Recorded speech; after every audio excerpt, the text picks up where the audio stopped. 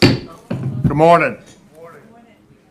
Welcome to this July 16th Commonwealth Transportation Board meeting, and we're going to begin with our workshop. So welcome and appreciate everybody being here today. And we will start with the Pledge of Allegiance.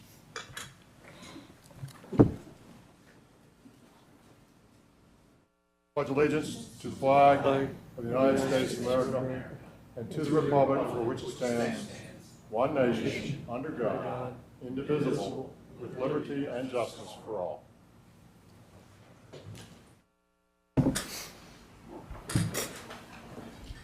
Thank you very much. Appreciate it. As you can see, we're in a bit of transition here this morning. We have a couple of new members of the board who are not able to be here, but have joined the board, and they've been announced. And so we'll have them shortly. Unfortunately, Captain Byers has had a death in his family, and he's not here with us today because of that. So we will, I've reached out to him and sent him your best wishes and prayers. And so hopefully we'll have him back in September, which will be our next meeting. With that, I'm going to start this with the first agenda item, the develop and deliver results. Mr. Bart Thrasher, good morning, sir. How are you today? You're looking well, thank you. Thanks for being here. So this morning, I'm giving you an update that I normally do every year, usually in July, and it's on the on-time, on-budget performance of both our localities and VDOT administered projects. And again, this is something that we do every year, and so I know that we have some newer members on the board, so I've tried to cut down on the acronyms and try to make sure I hone in on what the important items are. So it's the project development side of the house is our engineering. We will look at FY24 project development results. And all of our data is preliminary at this point in time. We just took it off our dashboard as of July the 8th. So what I would like for you to take away from this morning's presentation is our on-time, on-budget numbers for the past fiscal year continue to improve for both VDOT and locally administered projects. We're looking at positive results in both our construction arenas and our engineering side of the house. Results for statewide, all targets were achieved. That's both, our statewide is both VDOT and locally combined. VDOT results, all targets were achieved. Our locality results were 2 out of the 4 targets were achieved. Now you may not think that's a good portion, it's only 50%, but in the past 2 years, they've been 1 out of 4. So we are showing definitive progress in that arena. And we're seeing impacts of that because of our close relationships and partnerships that we have formulated with the localities over the past 2 years with our the CTB policy we passed back in October and their engagement with localities over the past 2 years. And I'll get into that in just a few more slides. So this slide is just a slide that shows project development and project delivery. Again, that is on time and on budget. The numbers in red are from FY23. The orange bar for each graph shows what our target is. So statewide, again, means both VDOT and our locality scores. And in FY23, you will see that our performance targets, we made 3 out of 4. And this year, we are 4 out of 4. So we are moving in a good direction. The next slide shows performance metrics as broken down into 2 categories, on time and on budget. All projects, again, are localities and VDOT. The project development, which is on the left-hand side, is our engineering side of the house. Our project delivery on the right-hand side is our construction side of the house. The top row, again, VDOT and localities. The middle row is just VDOT administered projects. And the bottom row is locality administered projects only. And the black line on each subcategory represents the current performance metric for that category. Overall, all projects statewide, again, we have achieved our performance metrics. In 2023, we were 3 out of 4, and in 2022, we were 2 out of 4. For VDOT projects, we have hit all 4 of our targets. We hit all 4 of our targets both in 22 and in 23. Finally, our localities, we were 1 out of 4 in both 23 and 22. So again, we are showing a positive movement in both in our locality program. And we'll talk a little bit about that in just a minute. So a little more detail about the individual projects. So on this slide, I want you to focus on the fact that this is both for FY23 and 24 on the left-hand side. This just shows you the number of projects that we've had in 23 versus 24, and the amount of projects dollar-wise that were budgeted for that period. So you'll notice in 23, the number was 398 with 1.8, and in 2024, it's 392 with 2.7. So that's a pretty dramatic increase in the dollar-wise, not so much increase in the number-wise. So for VDOT managed projects in FY23, we're at roughly $1.5 billion. And in FY24, that went to $2.2 billion. Again, a significant increase. That's about a $600 million increase with a 39% percentage-wise. Locally managed projects, that increased from 315 to 531, and that's about a $216 million. And again, that's about the 68, 69% increase. So we're seeing this because we are putting bigger, larger projects into the plan. These larger projects are larger dollars. So that's why you're not seeing a big increase in the number, but you're seeing a big increase in the dollars. Larger projects, larger dollars for that, and that's why they increase. Again, statewide results for project development. This slide just illustrates that. You can see that we were 81 last year and 80 this year. 82 last year for on budget and 80 for this year. So pretty consistent numbers from one year to the next. The next slide is our trend analysis, and this just shows our numbers from FY19 through FY 2024. The on-time numbers are in blue. You can see the legend at the top. On-time percent is in blue. On budget is in orange. The on-budget numbers have been steady over the past 3 years, and our on-time numbers have been steady over the last 2 years. Now, what you're looking at 69%, from 69 to 81. That encompasses our paving projects back in FY 2022, where we went back and reassigned the start dates for these projects. We started them with notices to proceed the first day of April. And that's been different from our policy over the years. We usually had that spread out over April and May. We wanted more time started in the early start of the stages that gave our contractors more time to work. So that's why you're seeing the number go down and then jump up from 69 to 81. Our paving projects historically are in the upper 90s on time, on budget. VDOT project development, you can see from FY23 to FY24 that we decreased, and our on time and our budget on was increased by 4%. This doesn't, I don't think this is anything to be concerned about. Our numbers are back where they were beforehand, 91%, 93% back in 2022. The 81% lines back up with FY20 through FY22. So again, I think these numbers are consistent with what we've seen in the past. Locally project development. Now here, you're going to see that the on-time numbers have increased from 73 to 78, and the on-budget numbers decreased from 72 to 61. The rationale, we believe, for the on-time increase, that's the impact of VDOT's Local Sustained Performance Program. And we think that's a program that the board passed back in October, that we look at and implemented this over the last 2 to 3 years. The program is directed towards those localities that have the highest impact on the performance of VDOT's 6-year plan. The policy directs the department to perform and evaluate annually on these different localities. Work with these localities that are deficient in performance metrics defined by the department to direct and look at corrective actions. So we're seeing some of that. It's been only 2 years, but we're starting to see a direct correlation of that. What about the number between 72 down to 61%? Localities, when they add on scope to a project in construction by change order, their monies that come to that are their monies. And we're seeing a lot of that, where they're actually putting a change order to a construction project, and then that makes that project, they don't go back and re-baseline it. So the project goes over the fixed completion date. We're also seeing the fact that the competition that's coming in from the contractors. A lot of the contractors are not going after the locality projects simply because of the magnitude of the VDOT projects and the VDOT program that we're putting out. So localities are getting stiffer competition, and they're starting to reflect that in some of the actual numbers they're getting from contractors. Mr. Trasher, Sir. is there a way to not the second part where the competition is creating this problem, but where we change a project, or they change a project in this case, and then we say it's not on time. Well, if I'm going to do like a house renovation, and it's going to be done by September, and my wife adds the kitchen, like, and it's going to be done by November, and it's done by November, it's on time, right? Like, if it's January, February, it's not.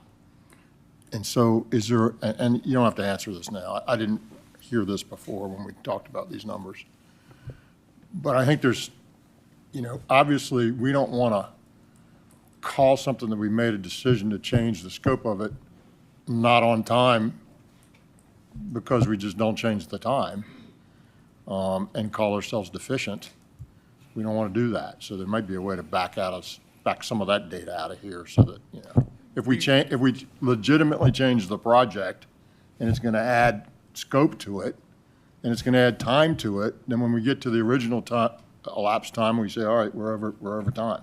Well, I just don't subscribe to that as a concept. When we're aware of that, sir, we do re-baseline that. You do, when you're aware. When we're aware. Okay, fine. I took a long time to get that answer. It was really quick. Thank you. Sir. Thank you. Curious on the, Mr. Lawson, I apologize. no, that's fine, thank you. On budget, how much is this is due to the budget being set a year or Earlier. two earlier? Now Yeah. we're Yes, sir. in an inflationary. That is an impact to it, sir, yes. How much, I can't answer that, but yes, it is an impact. But typically, like if we were looking at a local project and we're looking at stuff that's going on, how far back would the budget have been set? A Several few years. Yeah, Yes. exactly. So a few years, Mr. Lawson, to your point. And listen, that's different, right? Extraordinary inflation is real and you got to pay it, but it's not performance, right? If I'm still performing at the level I wanted to perform at and just the world changed, that doesn't change my performance. I bid it at $10 and 3 years later that $10 is 15. I can't help that, right? There's nothing, in theory, there's nothing I could have done. And so it is what it is, right? And we don't want to penalize them we want to know about it. Like it's going to cost that real money, but we don't want to penalize them as if they did something poorly. And that's the point I think you're making. Yes, sir. Mr. Stan. These budget percentages treat $2,000 sidewalk project the same as they treat a $3 billion tunnel project. That's correct, sir. I mean, if you have a cost overrun on a huge project, it counts the same.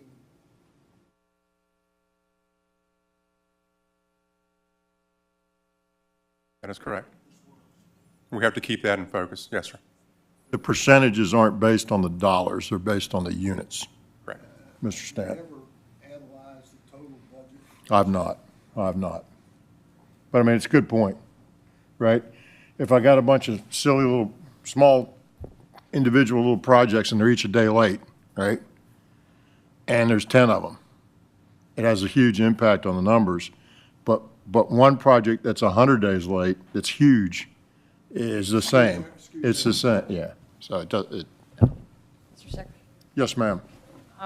With the drop in on budget, is this the same localities getting worse, or are these new localities going into the red on the dashboard? In some instances, yes, in some instances, no. It could be new ones, but there are some that are repeats, yes.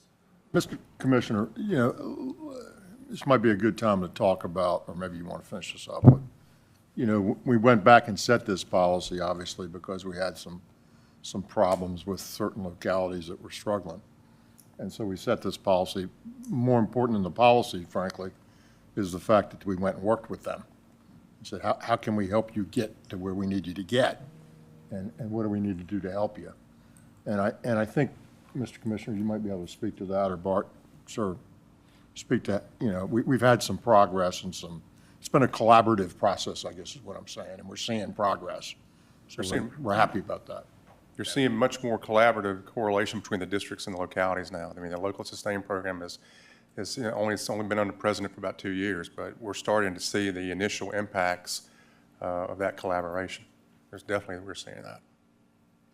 Mr. Secretary, I was going to hold the comments for the last slide for the next step, so I'd prefer that if we can get through here. I do think that there's a wrap-up to the All right, good let's news go. story. Apologize, Mr. Engineer. Yes, sir. Now we're going to go on the construction side. This slide, this shows the statewide on-time delivery is up by 4% from FY '23 for both for on-time and then again for on budget. Again, this is the trend analysis. Again, we're headed in the right direction. We're going up from both '23 into '24 for both on budget and on time. This is statewide again, so this is both VDOT and localities. We are still seeing industry capacity issues across the state. Depending upon what side areas of the state, that may be more severe than others. We're seeing labor shortages. Again, that can be more severe in our more urban areas, Hampton Roads, Richmond, into the Northern Virginia areas. And we're still seeing material costs continue to escalate. So that's reflective in what we're seeing from the contracting side of the house. VDOT project delivery trends, again, we're holding steady from '23 to '24. That 77 to 89% number, again, was our paving contracts back in 2022, reflective of earlier notices to proceed. Locally delivery trends, again, moving in the right direction from '23 to '24. Locality Sustained Performance Program, again, is having benefits that we're seeing. The 91% is more along the lines of what I'm used to seeing, pretty consistent over the last 4 or 5 years, as well as the 58, at least that's been consistent between 53 to 58%. So next steps. So overall, our statewide program continues to improve, both from the localities and VDOT. And we're good to see that. That's what we want to see. We're seeing sustained improvement in the local program, and that's what we want to see. In the past years, those numbers have not been reflective of what we want to see in a local program. Next month, and I think it's in September, we'll provide a more detailed update on the local sustained program. So I will defer to the commissioner. Mr. Secretary, if I might, just to be able to follow up with what the chief engineer has indicated. So next month, what you'll see is an update on the local sustainability performance program. And this is where we would give you the results of the report cards for each of the localities that we talked about last year. So as the chief engineer said, officially the policy's only been in place for a year, coming up in October. We have been working very collaboratively with the localities for 2 years when we started talking about and conceiving the policy. So this, I think we're at a very good inflection point from the data that we're seeing. We're relatively new to the program and the process, and although our district engineers and our staffs have been very collaborative with the localities in the past, there's a lot more collaboration and emphasis being placed on time and on budget performance. I'll say that I would also say thank you to a number of the board members that have reached out and worked with our district engineers to be able to meet with some of those localities. Just recall, last year we had 15 localities that were not performing up to the standards that I would expect. I think what you're going to see this year is that some of those localities are coming off or on the pinnacle of coming off of that list. We've seen a lot of good improvements on new projects that have gone in where there's a lot more emphasis on those. They're still recovering from some of those legacy projects that have been in the works and overcoming some of those other difficulties that they've had. So I think this is a good news story that and very positive. There'll be a lot more information at the September board meeting, which just so happens to couple with the local programs workshop that we have with the localities, so that hopefully you'll be able to watch the interaction. I think this is one of the best conferences that we do put on. It's a training program for the localities and allows localities, contractors, consultants, and VDOT staff to be able to have a very positive dialogue on new trends, issues that come up, and troubleshooting of those, but also talk about the successes that we've had in the delivery of our program. So I look forward to that, to the September workshop, and looking at our performance program and our results in the report card to show what progress we have made in a very short period of time. But I think we're on the right trend. We just need to keep up the work that we're doing in the collaborative efforts with the localities. They are a very strong partner in the delivery of our program, as you can see by those numbers that the chief engineer showed initially. Thank you very much. Any questions, Ms. Sellers? Could we- Secretary. Could we possibly see, especially the localities that are in the red, could we maybe get word of that before we come into the public meeting? No problem. I think we'll be able, You'll see it in your package, I think, too. we'll get the report card out in advance, yes. It's still in the development. We're in the year-end close. We need to pull that data together over the next 45, 60 days. And let's, folks, we need to be, listen, we're pushing on them, as we should. But to our earlier points about on time, on budget and what that really means, and we need to be thoughtful about that and make sure we're pushing on the right places. And we're going to celebrate those folks that are doing well. I will tell you that in our pre-session, the chief engineer and I had great joy in discussing goals that are in the 80s or 70s versus in the 90s, where I like to be. So we're going to continue to push, within reason, to get people up to a pretty high number here by giving them assistance and giving them encouragement and trying to make sure our processes work well. But they can't control inflation, nor can we. And if somebody changes the scope of a project, we ought to try to reflect that, as chief engineer said. So, you encouraged? Yeah. Look Mr. what we're doing. Secretary. Dr. Smoot. I think this really is, as the commissioner intimated, a place where CTB members, and particularly district representatives, can be helpful. We had a locality that was not covering itself nor the Commonwealth in glory with its performance here. And the district engineer and I went to visit with them. We had a little prayer meeting. And as a result of that, And your prayers were answered. yeah, well, we went into it with considerable trepidation of, how we might be received. And the fact is that we were very well received, and it enabled those who were responsible for administering projects to get some additional staffing support from the city council budget appropriation to be able to do this work better.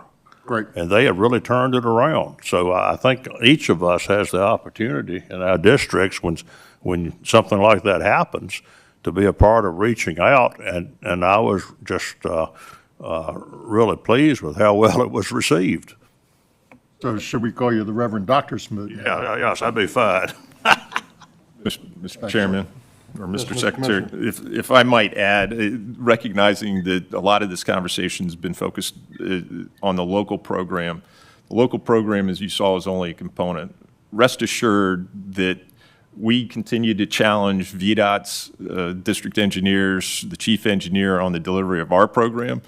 As of last week, we had the same conversation about our metrics and where we want to see it in improving on those metrics. I'm not going to change those metrics for today, but we continue to highlight the importance of on-time, on-budget performance in delivery of our program in a very timely manner. So I don't want you to lose sight or lack of focus from the department's end on this. We are challenging our staffs as we speak right now on how we can deliver the program faster and continue to be able to meet our on-time and on-budget performance metrics and increase what we have done to date. I think the chief engineer can just shake his head yes and agree. Laser focus, sir. I'm glad to hear it. Yes, sir. Thank you, Mr. So- Commissioner. Anyone else? All right, thank you very much. Thanks, sir. The next item on our agenda is item number 2, the review of the location decision for the Martinsville Southern Connector, and I'm going to steal a little bit of Mr. Swanson's thunder as he comes up and briefs us on this. A few years back, let me rephrase. So with more than a decade here at CTB and also almost a dozen years at Redevelopment Housing Authority in Norfolk, I had the I had a lot of involvement with condemnation. I think the NRHA is the second largest condemner in the state, only behind VDOT. And so I've been involved in it a lot, and and I've been at my own property condemned by VDOT. And it's not a fun process, folks. And Mr. Kasperitz and others drew our attention to that anomaly or that situation when a location decision's been made and your property is in the way of that location, that if you sit there for 10 or 15 or 20 years with a sort of a location that's been designed but is maybe never going to get built, you really tarnish the ability of the landowner to do things with their property. And that's a problem. And I'm not against condemnation in the proper setting and when it needs to be done for the public good. But I am against hurting people unnecessarily and having them twist in the wind. So Mr. Kasperitz and others have pushed that as a policy. And so now we have a policy that we go and review those location decisions every 3 years. It doesn't mean we get rid of them after 3 years. It means we review them after 3 years and decide whether they're still applicable or not, which is a great way to do it, frankly. And if it's still applicable and we still think it needs to be there, then we'll let it remain there. And if we don't, we'll take it off and let the property owners do with the property what they want to do with their property. That's part of being American. And so, thank you and others who push this, and that's what brings us to here today, Mr. Swanson. Thank you. Good morning, Mr. Secretary, members of the board. As the Secretary was just mentioning, that policy that was developed and approved was dated September 2022. That's what prompts us to review these with you and make a recommended path forward. We have two that I'll be going over today. The first one will be the Martinsville Southern Connector, Route 220, and that decision was dated January 15th, 2020. So just in terms of background, you'll see throughout the presentation I've referred to the Martinsville Southern Connector as MSC.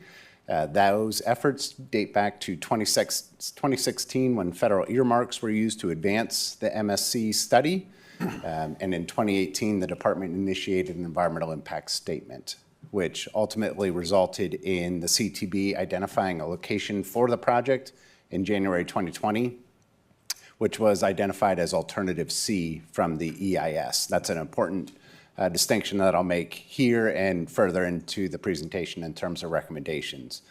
But as the board identified Alternative C within the draft EIS, the board also prompted the department to further evaluate ways to reduce impacts to that Alternative C that was identified.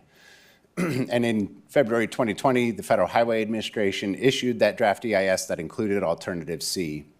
And in issuance of the final environmental impact statement, the document did incorporate that modified Alternative C, which was a direct result of the CTB's direction to identify an alternative that could reduce impacts.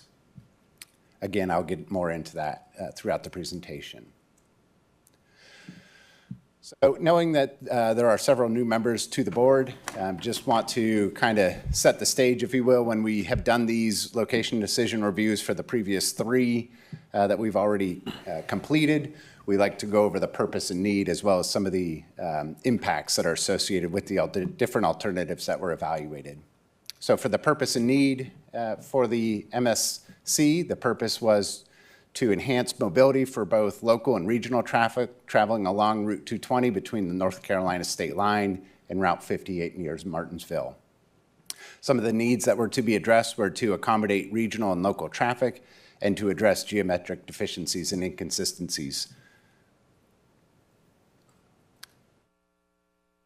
So here is a quick table of estimated impacts that came from the different analyses that were used to develop the alternatives. Again, if you see the asterisk on Alternative C, that is what was included in the draft EIS, and it was what the board took action on in terms of its location and decision. Subsequently, the preferred alternative became the modified Alternative C, but it was not reflected in this board's decision, knowing that it had already been completed back in 2020. And you can see the charge was met from the board to reduce impacts, if you just look at those two columns on the right-hand side, to further reduce those impacts. So since the final EIS was issued, funding for the next phase of the project was identified and committed to by the board in July 2021. The board has approved safety improvements on the southern portion of Route 220 from the state line to mile marker 3. And then there's an ongoing study for innovative intersection designs and modifying access along 220 between Route 58 and Route 87 to improve safety and operational flow. That's anticipated to be completed by later this year. So VDOT's recommendation, or the department's recommendation, is to affirm the previous decision, given the current efforts that continue to ongo in this area along 220 and alike. But we would also recommend that you modify the location decision to appropriately incorporate the modified alternative C, as it is not currently reflected in your location decision. And those are based on the corridor continues to advance refinements and look to improve safety options throughout the corridor. Swanson, can you go back to slide 3, please? Yes.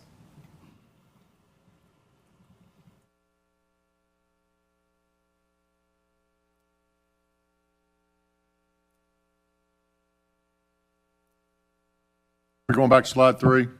Oh, I'm sorry. Slide I thought you 3. said the last slide, No, sorry. slide 3. There you go. Okay. So, as you see in your package, this is the map, and the green was the alternative C that we referenced that we approved in 2020. Is that right? Correct. Okay. And when we did that, we also advised them to go and find us, make it better, if you will. And he showed us the table where they've made it better. And so now, what he's asking us to consider in this presentation is to modify that location decision to reflect the preferred alternative as opposed to the green line, which was alternative C. That's correct. Correct. Okay, so that's what we're being briefed on. We're not taking action on this here in this meeting, but that's the briefing. So we've asked them to reduce some impacts. They went back and looked at ways to reduce impacts, came back to us, and are recommending that as the way to reduce impacts, but still meet the purpose and need. Is that correct? Correct. And the action would be taking place at the September meeting. I should clarify that. Correct, correct. Questions? All right. Watch, Ms. Swanson. Item number 3 is a review location decision for I-73 Henry County alternative. Number 2. Go. Okay. We are under that same policy from September 2022. We're reviewing the next location decision that we have in front of us is the I-73 corridor and the Henry County alternative location.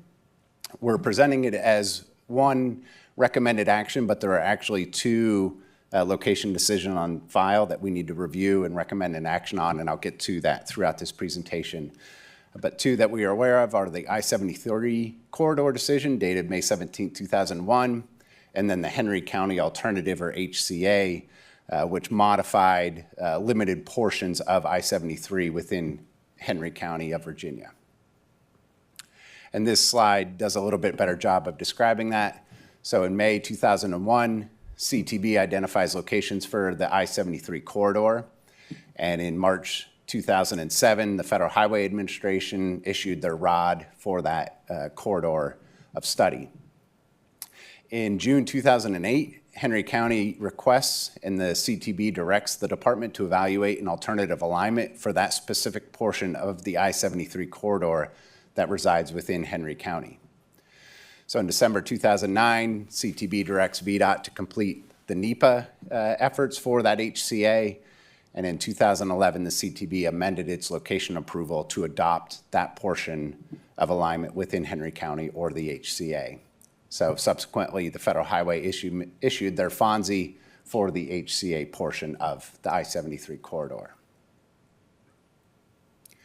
So here's just a quick graphical depiction of those 2 locations. On the left is the entire I-73 corridor, from the North Carolina line all the way north up to the Roanoke area, and it's depicted in red.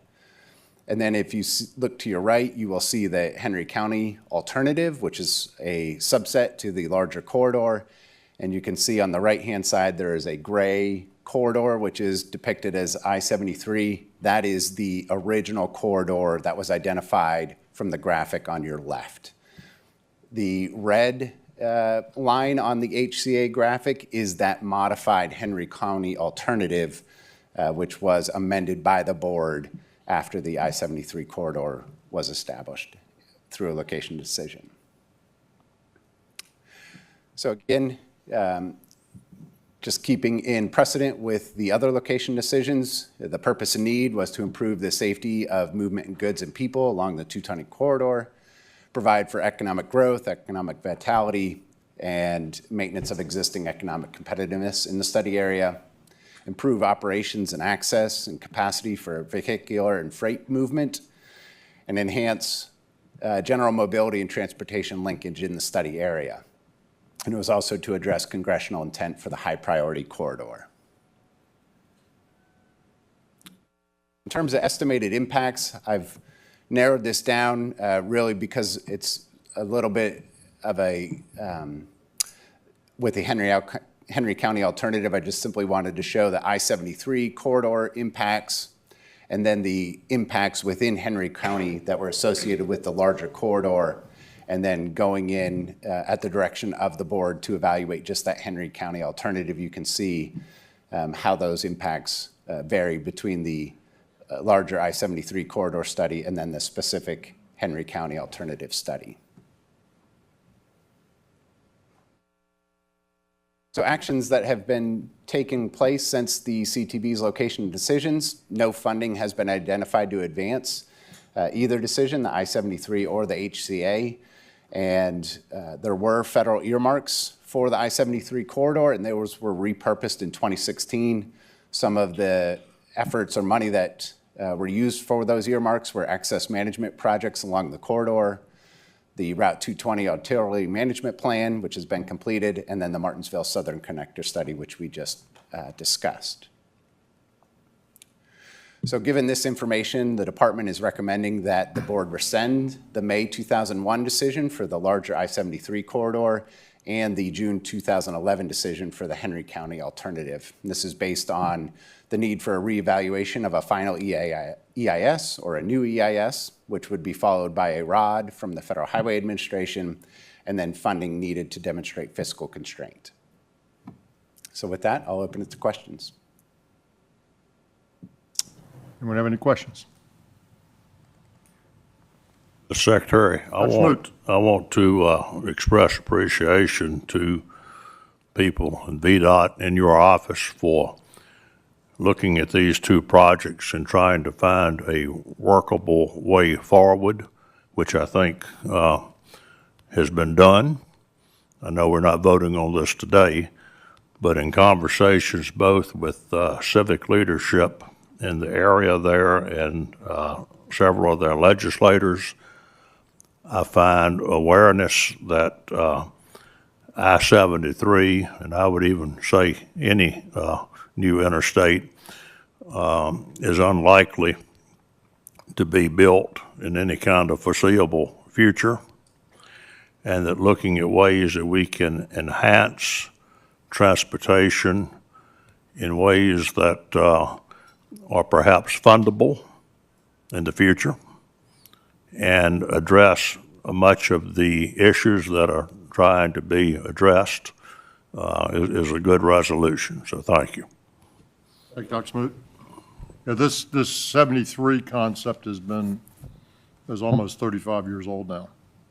And you know, it's not that it's a bad concept, or it would be great to have a lot of these things that we have, or that we'd like to have, but you got to be able to get there, right? And in the meantime, people twist in the wind.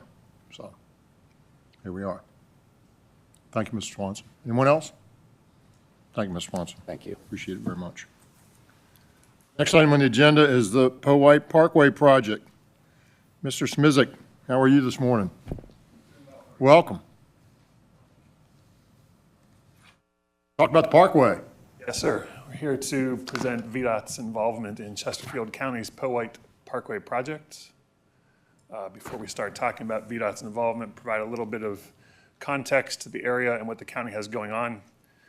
For the last few decades, the county's planning has led to some sizable transportation improvements in this area, which have then fed into residential growth. In 1971, the first segment of Powhite Parkway was constructed, with the final segment coming in 1980. You'll see the parkway extending out of the right side of the map there towards the top. And in 1989, State Route 288 was constructed and opened, and that runs north to south and intersects Powhite there on the right-hand side. Those connections to the surrounding metropolitan area, coupled with the county's investment in local roads, led to the major residential growth that has occurred there over the last few decades, highlighted by the Wood Lake and Brander Mill communities on either side of the reservoir on the graphic. The county continues to plan and advance transportation improvements and opportunities to bring jobs to the area. We highlight the Upper Magnolia Green site on this map. The 2,000-acre property was purchased by the county in 2020 with the intent of bringing manufacturing or other office jobs to this area. The county also continues to look for ways to improve connections to the surrounding metropolitan area and reduce congestion on its residential streets. To accomplish these goals, their plans include expanding and extending existing road networks and looking for new roadways when appropriate. One ways the county is looking to advance this is with widening of the Powhite Parkway. The county is underway with design for this phase that would extend from Charter Colony Parkway to Woolridge Road, highlighted by the orange bar on the screen. The level of environmental review required for this project does not necessitate VDOT's engagement. Since the 80s, county plans have also called for the extension of Powhite Parkway the whole way down to Hull Street or US 360, which runs east to west, kind of towards the bottom of that blue oval. Because the county intends on seeking federal funds for this project, that elevates the level of environmental review, and that is where VDOT's involvement is triggered. We don't have an alignment yet to illustrate for this segment. The environmental review process will help identify that alignment, and we'll get into that in a few minutes. But before we did, wanted to identify a few other independent projects in the area the county is advancing along the Powhite corridor to improve safety and access to and from the corridor to the local road network. It's been at least 4 or 5 years since we've brought a new NEPA project to this board, so we wanted to take a step back maybe and introduce a few of the terms that we'll be using in the next couple of months. I mentioned environmental review, and when we talk about federal funds for environmental review, we're talking about the National Environmental Policy Act, or NEPA. In terms of VDOT, when federal highway funds are applied to a project, NEPA must be complied with. There are varying levels of NEPA documents. The two that are important to our discussions on Powhite are an environmental assessment, or EA, and an environmental impact statement, or EIS. When it is unsure if significant impacts will occur as a result of a project, an EA is completed. And when there are known or presumed significant impacts for a project, an EIS is required. The multi-alternative EAs and EISs are by far the most complex NEPA document, and that's what often triggers VDOT's involvement in these projects. The board's involvement in the NEPA process is highlighted on this slide, the code reference with your authority to identify locations. VDOT will return to the board to seek a location for the preferred alternative that would then be documented in the NEPA document. To ensure the information it needs to make that decision, we have a 5-step process we'll walk through you with in the next few months. We're here today to introduce the study, and we'll return this fall to introduce the purpose and need, or the goals for the project. Early next year, we'd come back to introduce the range of alternatives that will be considered in the EIS. And if we hit those marks, we'd be back next summer to present the findings of the analysis and make a recommendation for a preferred alternative. Some background into the work that's gone on so far. In April 2023, VDOT and the county executed a project agreement for VDOT to administer the NEPA process for the Powhite project extending from Wool Ridge Road to Hall Street. We initiated work on the NEPA process, specifically agency involvement, and through that agency involvement, we began to hear federal agencies suggest that they believed significant impacts could occur as a result of this project. So while our initial project agreement had assumed an EA, those comments began to suggest an EIS was appropriate. And after counsel with Federal Highway and the county and updating our agreement documents the spring of this year, the county, Federal Highway, and VDOT formally agreed that an EIS was the appropriate level of NEPA document.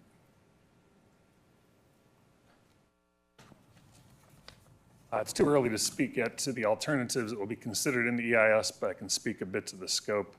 The EIS will consider a reasonable range of alternatives within the study area on the slide. Those alternatives will include improvements to existing road network, new roadway alignments, and examine how transit and other efficiencies can be applied to these alternatives. Alternatives that are found to meet the purpose and need would be retained for detailed analysis in the EIS. Closing, these are the upcoming touch points with this board. We'll provide more information and then seek your action. As always, this schedule is subject to change depending on how the NEPA process advances. Thank you for your time. Welcome any questions you might have. Mr. Kaspertz. We'll go back to the slide. Yes, that one actually. So I know that consider reasonable range of alternatives with including improvements of existing roadways. That's pretty obvious. New roadway alignments as well. Transit and other efficiencies. I see no reference to multimodal options in this. Is that third bullet a catch-all for bike ped, bus transit, other transit options in the context of this EIS? Correct, yes. So in the EIS, we would speak to transit as an option, and then we tend to lump the other groups together into transportation system management, transportation demand management, or TSM, TDM, which would take care of the bike ped, yes. So as we look at this, the next major event is the completion of the purpose and needs statement. And that was, I think, shown in the fall. Let's go back to purpose and need. Yeah, fall of 2024. Does this board have visibility into the range of alternatives and the basis used to construct that purpose and need? And I say that in the context of my prior comments as it relates to multimodal activities.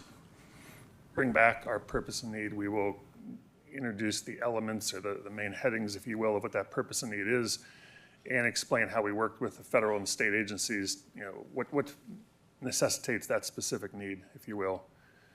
At that time, we will not have alternatives. It's a stepwise process, but when we come back then in early 2025, we would be able to show you all the alternatives that are being considered at that time and how we believe they do or do not meet the purpose and need. No, I understand, but I guess when we see this again with the purpose and need discussion, the determination on purpose and need will have been made.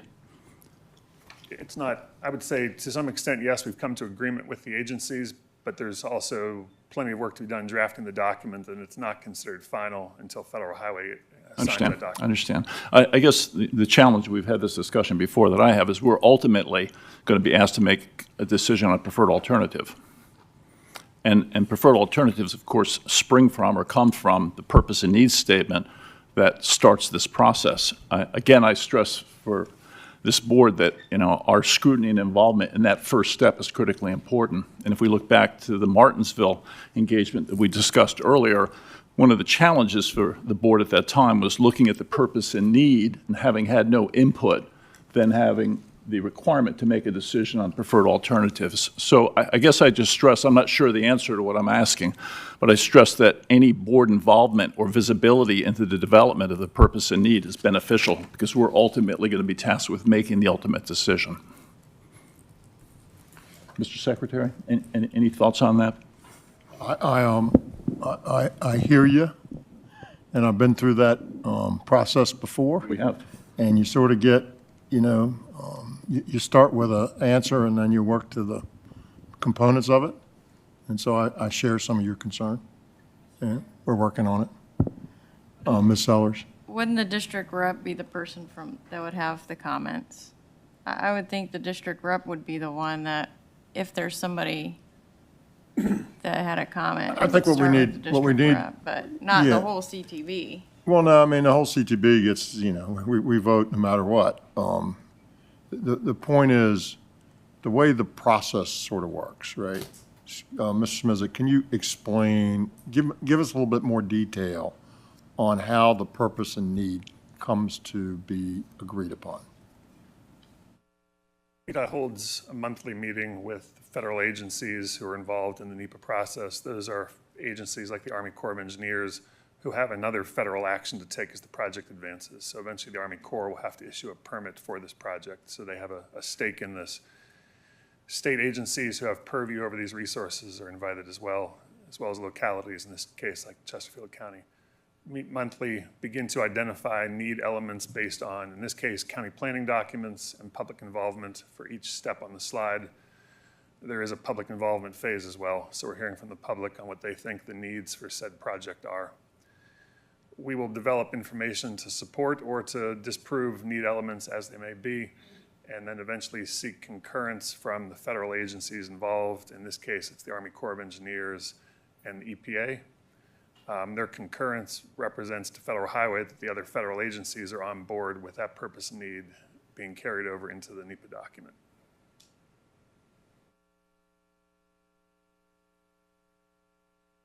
Mr. Casper's. I guess it's somewhat clear that we have limited interaction in the development of the purpose and need. I would just encourage everyone involved in that to consider the multimodal aspects as one of the key components of that EIS. And I felt, and it could be misleading in the way that it's presented and wasn't intended to do so, but it got relatively light treatment in the identification of options for the development of the purpose and need. And I guess that's in Richmond District? It is. Yeah. I'd encourage my colleague to be especially focused in the development of this on the multimodal options as well. Thank you. Thank you, Mr. Casper's. I will tell you that the blue, go back to slide 5. Yeah.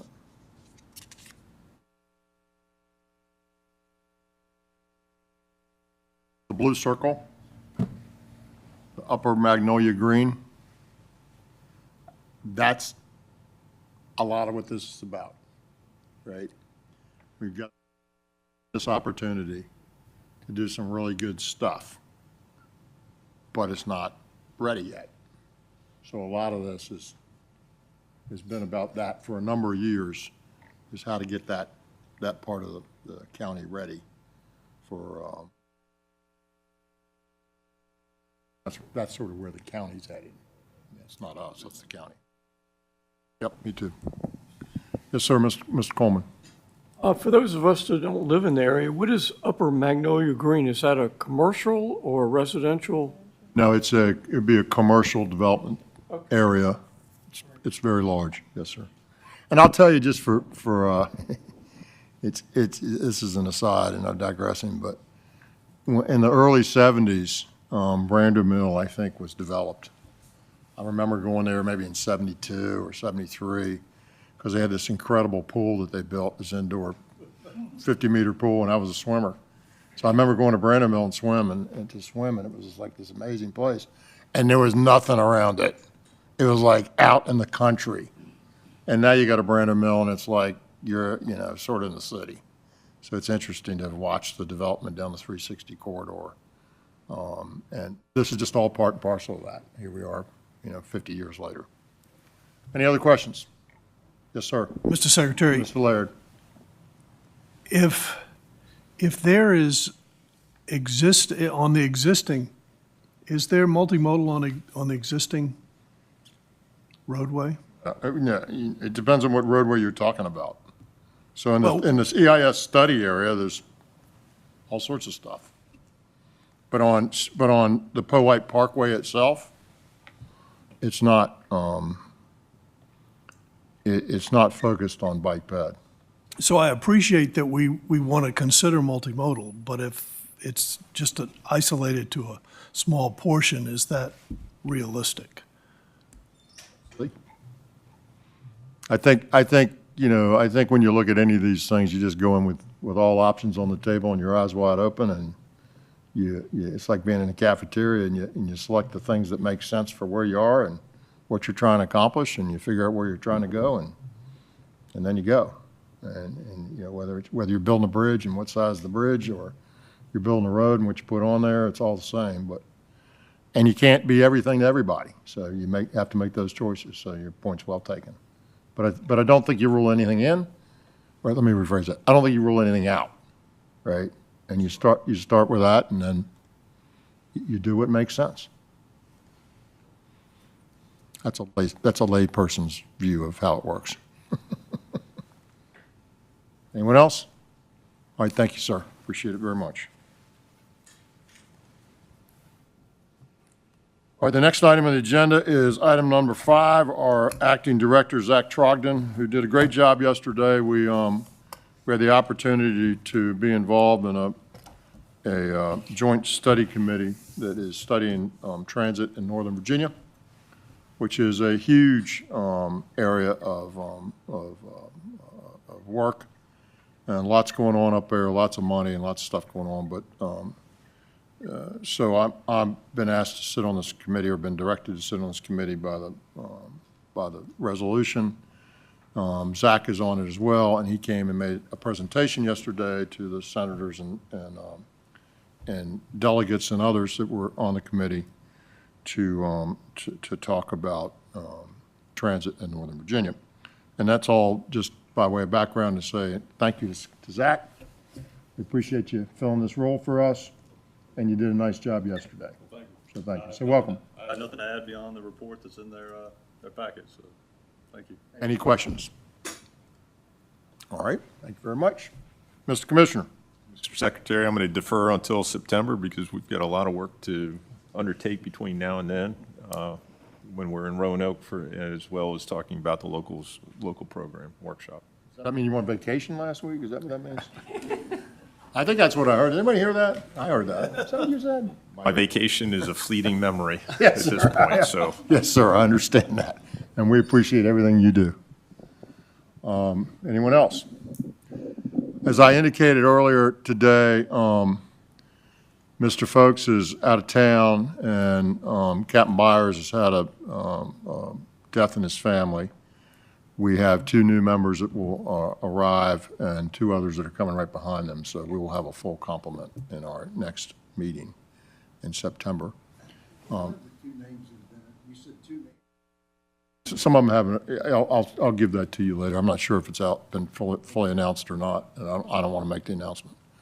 But they've been picked and they've been vetted and they're ready to go. There's some work you got to do to get up to speed, and the economic interest, all those forms you got to fill out, and there's stuff that needs to be done. Yes, I'm familiar. I'm familiar as well. That's my point. About those forms this morning. Yeah. We think they ought to be changed. Well, Mr. Stant, The economic. Mr. Stant, you may want to run for the legislature, and you can go work on that, because we don't have the power. I feel like the forms. We don't have, thank you, that's what I decided. We don't have the power to do that here, and it's a good and necessary process. So we're happy to do it. So with that, that's going to conclude our workshop meeting. We have an action meeting that we're going to start. And Carol, are we going to start now and then adjourn, or lunch is a little bit off yet? So, I would start the action meeting, then suspend it for. yeah. Do we have the, Yes. I don't have the book. Right here.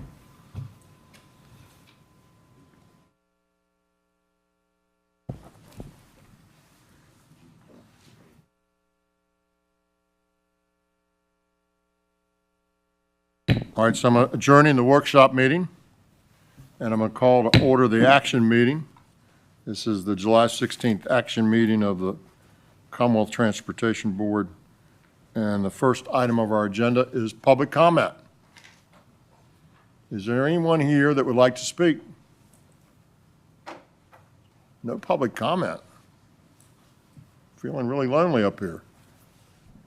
All right, hearing none.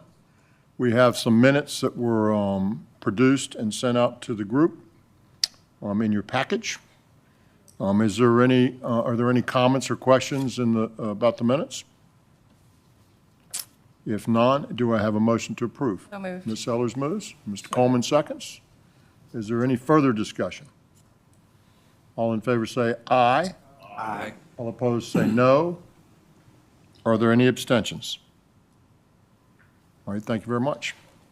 Mr. Hofrichter, good morning. How are you today? I hope you are as well. Thank you very much. Welcome. Appreciate you being here. Item number one, Mr. Hofrichter, the action on discontinuance of the primary system of state highways portion of Route 58 in Washington County, located in the Bristol District. Yes, sir. This is a 1/10 of a mile portion of roadway, is rendered not needed for public use due to the relocation of Route 58 in that area. But we cannot abandon it because it does serve two properties, so it has to be maintained for them to be able to go in and out. I don't know what that, can you explain what that means, Mr. Hofrichter? Yes, sir. So this is We discontinue it, but we don't abandon it. Correct. Okay, so will you explain what that means? So in this case, it means that we will no longer maintain it, spend public funds to keep it up, but it's still open as a public way so that people can get into those properties. So we own it. Somebody lives at the end of it. We don't maintain it anymore. It seems to me like that's sort of a, like, It is indeed an in-between sort of situation, yes, sir. what happens when there's huge potholes on the road? Well, in those cases, the residents could apply for a permit and fill them in. In this case, the road is built to, primary standards. It would be a very long time before that sort of stuff happened. But it's going to come.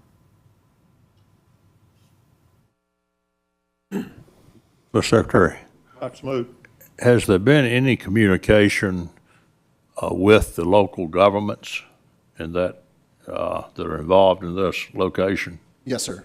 And what is their take on it? They support the discontinuance of this segment. Let me back up a minute. And I should have asked this before now, but I didn't. What's the purpose? Is it just to get out of the maintenance business of a road that we own? I hate to say it that way, but is that what we're doing? That is essentially it, sir. In this case, generally speaking, it's a primary highway right now, legally speaking. So we have to maintain it to primary standards. Since it only serves two parcels, that is excessive in terms of public involvement.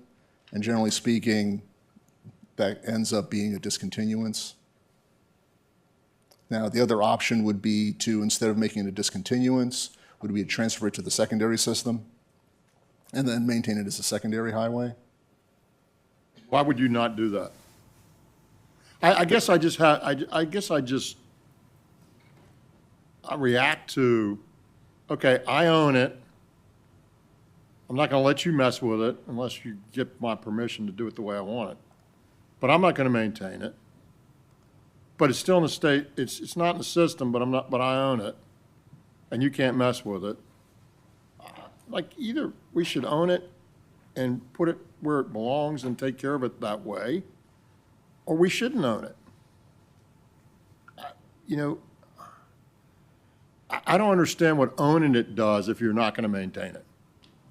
What are you accomplishing?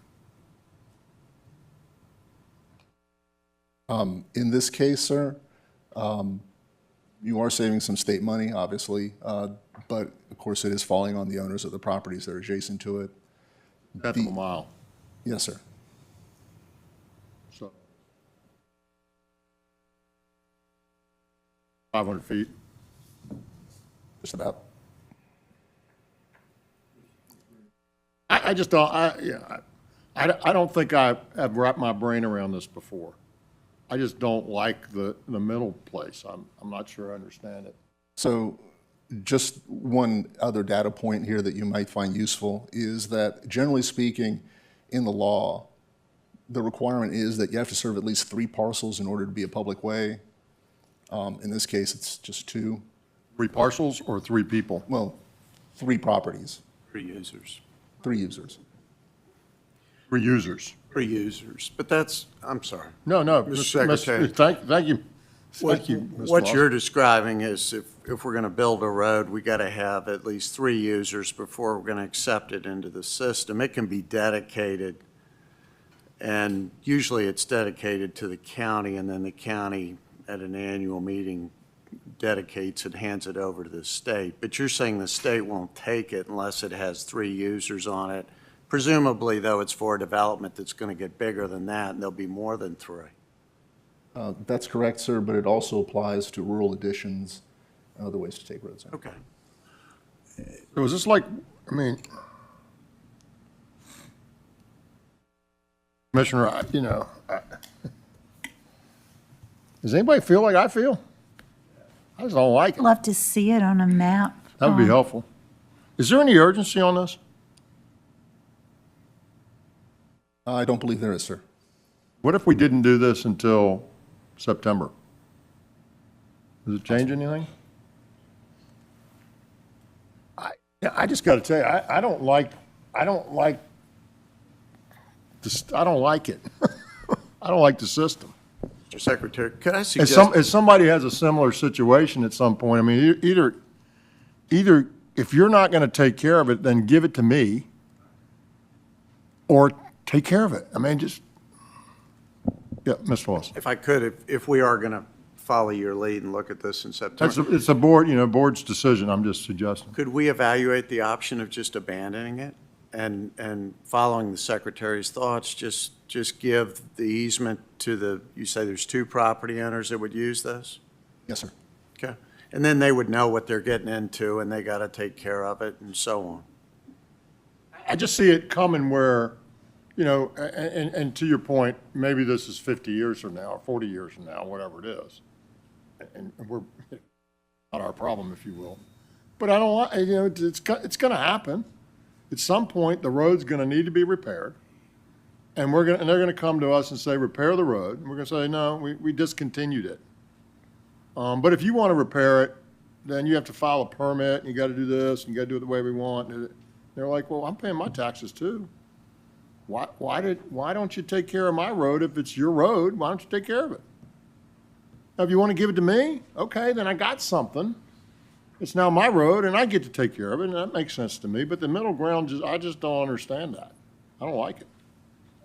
So, Mr. Kaspers. Yeah, just another comment following up on Mr. Lawson's comment. The other thing for this board to consider is, in these decisions, is by returning it to the landowners in some form, we also put it back on the tax rolls.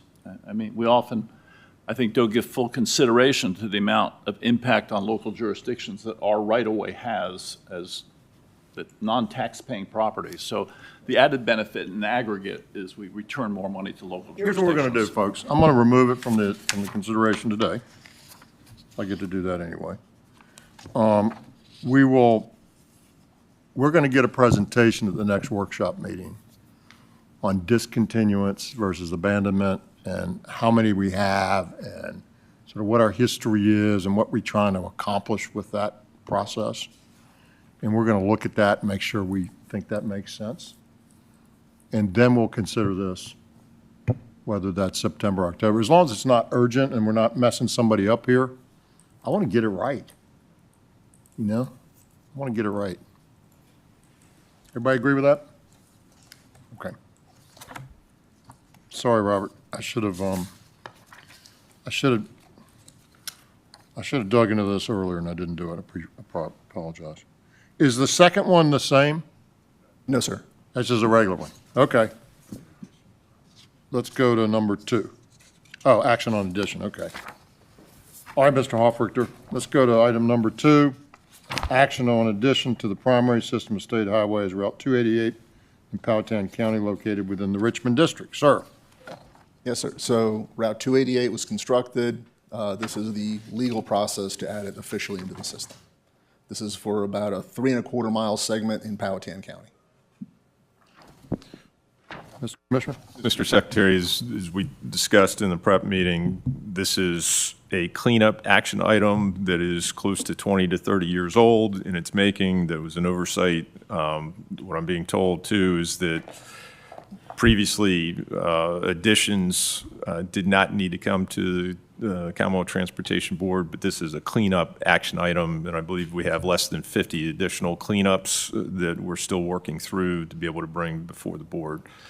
Again, significant cleanup. This is an action item. 288 has been under use for, I want to say, Since 19, he told it, he said it I today, didn't. 1992? In the So- previous presentation, I think we said 288 was built in 92? so 32 years in the making to be able to add this back into the primary system. The point is, what the commissioner said in his commissioner-like way was, we dropped the ball. That's the bottom line. We didn't do what we should have done, so it's been hanging out there. And what I asked him in our pre-meeting was, are there any others like, can we go make sure we're cleaning all this up, and he's working on that. So this is merely a sort of a technical thing that should have been done 30-some years ago, was not. We've been treating it as if it was, which is a different issue that we've discussed. But notwithstanding that, are there any further questions on this item? Mr. Secretary, who has been maintaining the road? We have. So yes, so now we're maintaining something that wasn't in our system. And we're going to discontinue something and not maintain it that is in our system. Here we are. Welcome to Tuesday. So we're going to work on that. This one's good, I think. So are there any further questions on item number 2? Hearing none. Mr. Davis, is there a motion to be made by you, sir? So moved. Mr. Davis moves to accept. Second. Mr. Laird seconds. Is there further discussion? All in favor say aye. Aye. All opposed say no. Are there any abstentions? Thank you very much. Thank you. We're going to do item number 3, and then we're going to take a break for lunch. So item number 3 is action on commemorative naming at the request of Halifax and Charlotte counties of the bridges on east and westbound U.S. Route 360, James D. Haygood Highway in Halifax County, and Kings Highway in Charlotte County over the Stanton River, located within the Lynchburg District between Halifax and Charlotte counties as the Joseph D. Barclay II Memorial Bridge. Mr. Prezioso. Good morning, sir. Welcome. Hope you're well. Doing well. Thank you, sir. I'm actually very excited to be able to present this to you today, and hopefully if with your permission, I'd like to venture away from the normal narrative. You've got your normal briefing package here. Please do. But what I'd like to share is that Mr. Barclay was one of my first supervisors when I came to VDOT over 30 years ago. And in addition to the fine things that are said in the resolution in the briefing package, I can share with you that Mr. Barclay was, without a doubt, an example of what you would expect of a Southern gentleman. Always a big smile on his face, always a kind word to share with someone. He taught me that I had an engineering degree. It was from his alma mater, Virginia Tech, so that put me on a little bit of a pedestal, but he told me that was a small piece of the puzzle. That in order to be a good VDOT field engineer, a resident engineer, you had to learn the needs of the people in your community. You had to learn the needs and the skills of your team to be able to deliver that. And for over 35 years in the Halifax residency, he did that. He developed a tremendous commitment and devotion to the communities in Halifax and Charlotte counties. You can see some of that in the briefing as the accomplishments that were done over those years. But he likewise built a bond of trust and love with his team there in Halifax, with pretty much all VDOTers, but especially those folks in the Halifax residency.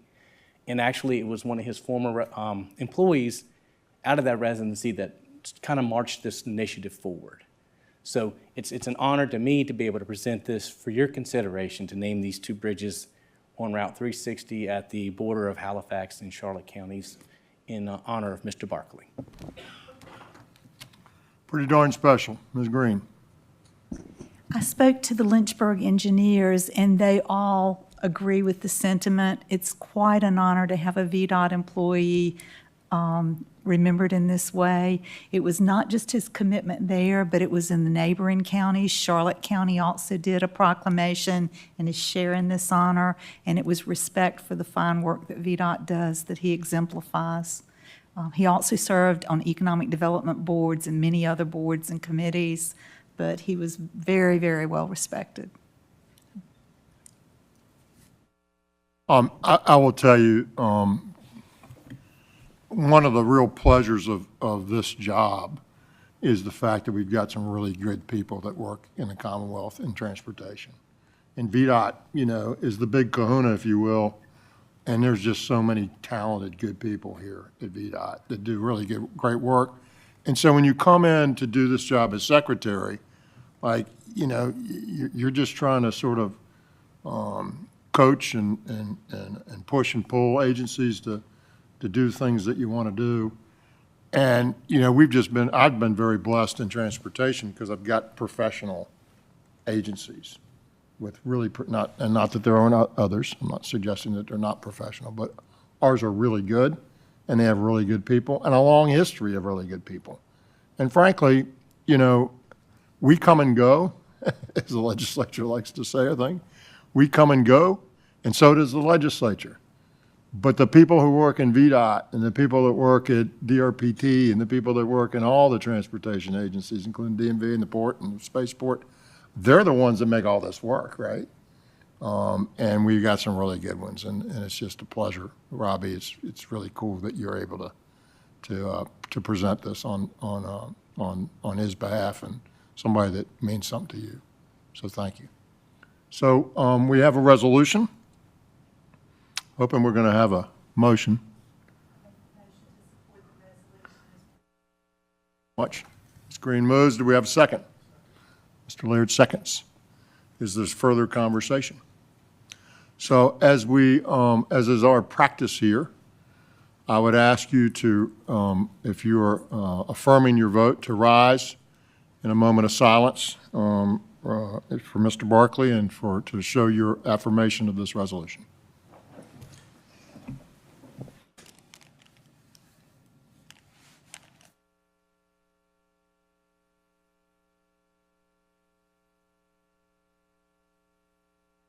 Very much. Well done, Mr. Barkley. All right, as I indicated, we are going to break for lunch now, and we will be back in about 45 minutes. This meeting is recessed. An item back to order. Thank you all very much. Thanks to those who provided our lunch. It was great. Thank you very much. And our first item we're picking back up on the agenda is item number 4, Mr. Dudley. Action on the economic development access for New Kent City Center, Project Econ 063-063, located within the Richmond District. Yes, sir. Mr. Dudley. Good afternoon, Mr. Welcome. Secretary. Good to see you. Yeah, good seeing you. Good seeing everyone. So our first request, I have two requests today. The first, they were both presented last month, so you should be familiar with the request. But the first is a request, as the Secretary mentioned, from New Kent County for the design of access to a qualified major employment and investment site. So as you know, an MEI site is a development which is expected to generate capital investment of at least $250 million and create more than 400 new full-time jobs. The project will perform an alternative analysis and design a 1 to 2 mile long, depending on the alternative chosen, 30 feet wide extension of city center court, which will provide access to 600 acres of undeveloped property at the New Kent Center Economic Development Site.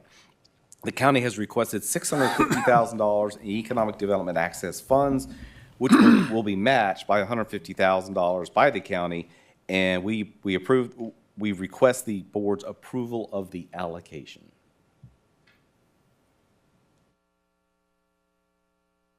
Comments or questions? Hearing none, is there a motion to approve? Secretary, I'd like to make a motion to approve. Mr. Davis moves. Dr. Smoot seconds. Is there further discussion? All in favor say aye. Aye. All opposed say no. Are there any abstentions? Thank you very much, sir.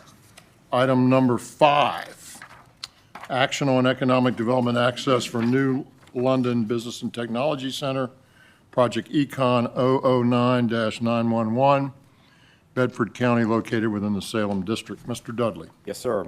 So this request is from Bedford County for the design of access to a non-MEI site at the New London Business and Technology Center. The design will improve the business park entrance at Mead Road and Route 460 and will provide for a 3/4 mile long, 24-foot wide extension of Mead Road. The county is requesting $200,000 in economic development access program funding, which will be matched by the county, a total of $50,000, and we request the board's approval of the allocation. Is there a motion? The Secretary move approval.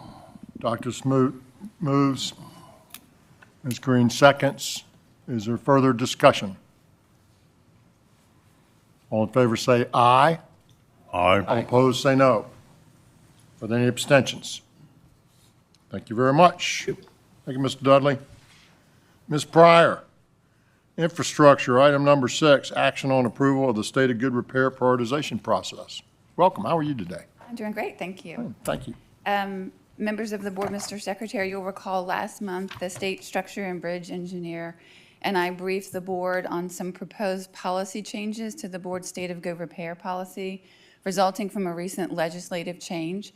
The proposed changes would allow cusp bridges, which are bridges on the cusp of becoming in poor status, to be eligible for State of Good Repair funding, as well as the appropriate treatment types to be funded with SGR funds. And finally, the proposed policy changes also include the ability to increase the cap per locality for SGR local paving in instances where the revenues available exceed the amount possible to allocate to localities within the cap. And I recommend your approval of the proposed revised policy. Any comments or questions? Is there a motion? Ms. Sellers moves. Is there a second? Second. Mr. Lawson seconds. Is there further discussion? All in favor say aye. Aye. All opposed say no. Are there any abstentions? Thank you. You know, this is, we sort of did this in a just straightforward manner, but this was an important thing we did and something the commissioner and his team have been recommending and promoting. And I want to thank the legislature and the governor for making this change because it's really in the best interest of everybody. So we worked together over a couple sessions and got this fixed up the way it needs to be. And so staff, all the pieces came together and worked the way it's supposed to work. So we're appreciative of the leadership of our staff and the help of the General Assembly and the governor. Ms. Pryor. Action on FY 2025 20-2030 6-year improvement program transfers for May 18 through June 14 of this year. Ma'am. Thank you. You should have in your packet a list of transfers provided to you for your information, as well as transfers provided that require your approval, and I recommend approval of the lists of transfers. Are there any comments or questions? Is there a motion to approve? Ms. Sellers moves. Is there a second? Second. Dr. Smoot seconds. Is there further discussion? All in favor say aye. Aye. All opposed say no. Are there any abstentions? Thank you very much, Ms. Pryor. Item number 8, action on addition of projects to the 6-year improvement program for fiscal years 2025 through 2030. Thank you, Mr. Secretary. You should have before you a list of 33 proposed amendments to the 6-year improvement program. 32 of those projects are the new SGR local paving projects in Hampton Roads District, now allowed per the revised SGR policy, and I recommend your approval. So that's really fast, Ms. Pryor. What if we voted against it? Then they would not be added to the 6-year program. You'd have to do some work. You'd have to do some work. Yes, sir. I'm glad we added it. Confident in the board's decision. Thank you, ma'am. Are there any comments or questions? Is there a motion to approve? Mr. Coleman moves. Ms. Green seconds. Is there any further discussion? All in favor, say aye. Aye. All opposed, say no. Are there any abstentions? Thank you so much.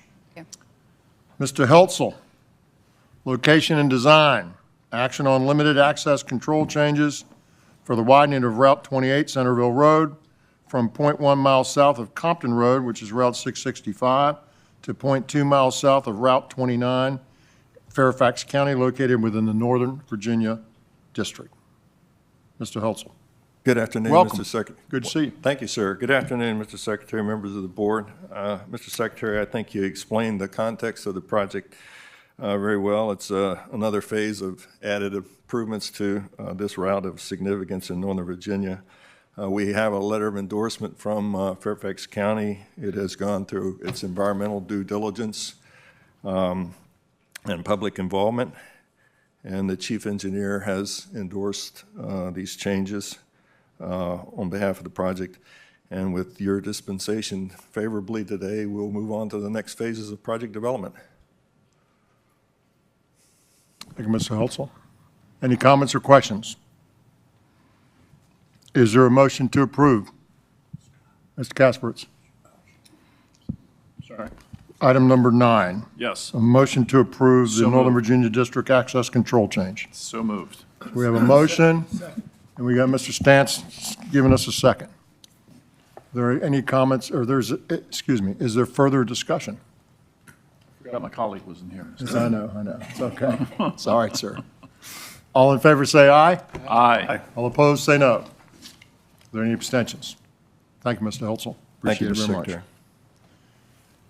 Item number 10, Deputy Commissioner McGee, action on authorization for the Commissioner of Highways to enter into a standard project agreement, a SPA, between the Virginia Department of Transportation and the Hampton Roads Transportation Accountability Commission for the Interstate 64/Interstate 264 Interchange Phase 3A Improvement Project and future standard project agreements with the HR TAC related to the interchange. Mr. Commissioner, you don't look like the deputy. Mr. Secretary, I certainly do not look like the deputy. And she's quite thankful for that, Yes, sir. absolutely. Members of the board, I'm stepping in for the deputy commissioner. She's on an important phone call for me right now. What you have before you is an action item to be able to enter into an agreement with HR TAC, just to be able, which is our standard project administration agreement that we have with HR TAC for the I-64-264 Phase 3 project, and I recommend your approval. So, as I told the folks in the pre-meeting, this was my commute for 20 years, from my house to my office. So I'm well familiar with this intersection, and I'm really pleased to see it be improved, because it's one of those intersections where you might have a half mile to mile back up onto the interstate trying to get off, and that does all sorts of crazy things. 2 major interstates coming together there, so it's a great project, and I look forward to it. Mr. Stant. We have a motion to approve from Mr. Stant. Mr. Coleman, I know, is seconding. I could feel it. Is there further discussion? All in favor, say aye. Aye. All opposed, say no. Any abstentions? Thank you very much.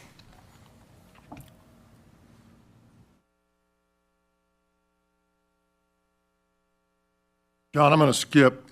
You ready, John? I'm going to skip to item number 17, Office of the Secretary of Transportation, action on Transportation Partnership Opportunity Fund, project allocation. Deputy Lawson. Good afternoon, Mr. Secretary, members of the board.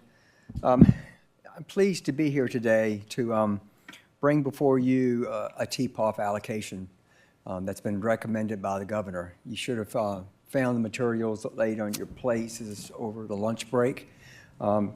Just to kind of backset a little bit, if you recall, in the 23 session, there was some changes made to the TPOF legislation that permits the governor to actually direct monies to transportation projects that support economic development projects in localities based upon, or his acceptance of a recommendation from the Secretaries of Transportation and Commerce and Trade. This particular one that we're bringing before you today is from the City of Suffolk. The Secretary Miller and Secretary Merrick reviewed the application, or the proposal, I should say, from the City of Suffolk, and found that the benefits that project, that economic development activity would bring to be very significant to not just Hampton Roads, but to the Port of Virginia and the larger Commonwealth as a whole. What is been requested, or is being directed, I should say, is $30 million, $30.1 million to support the right-of-way and utility relocation work on this project, being referred to as Route 460 Road Improvement Project. The project is a total of $86 million. The city has secured the funding for the design work, and they have committed to funding the construction if other monies don't become available at the time in which we reach that point in the schedule.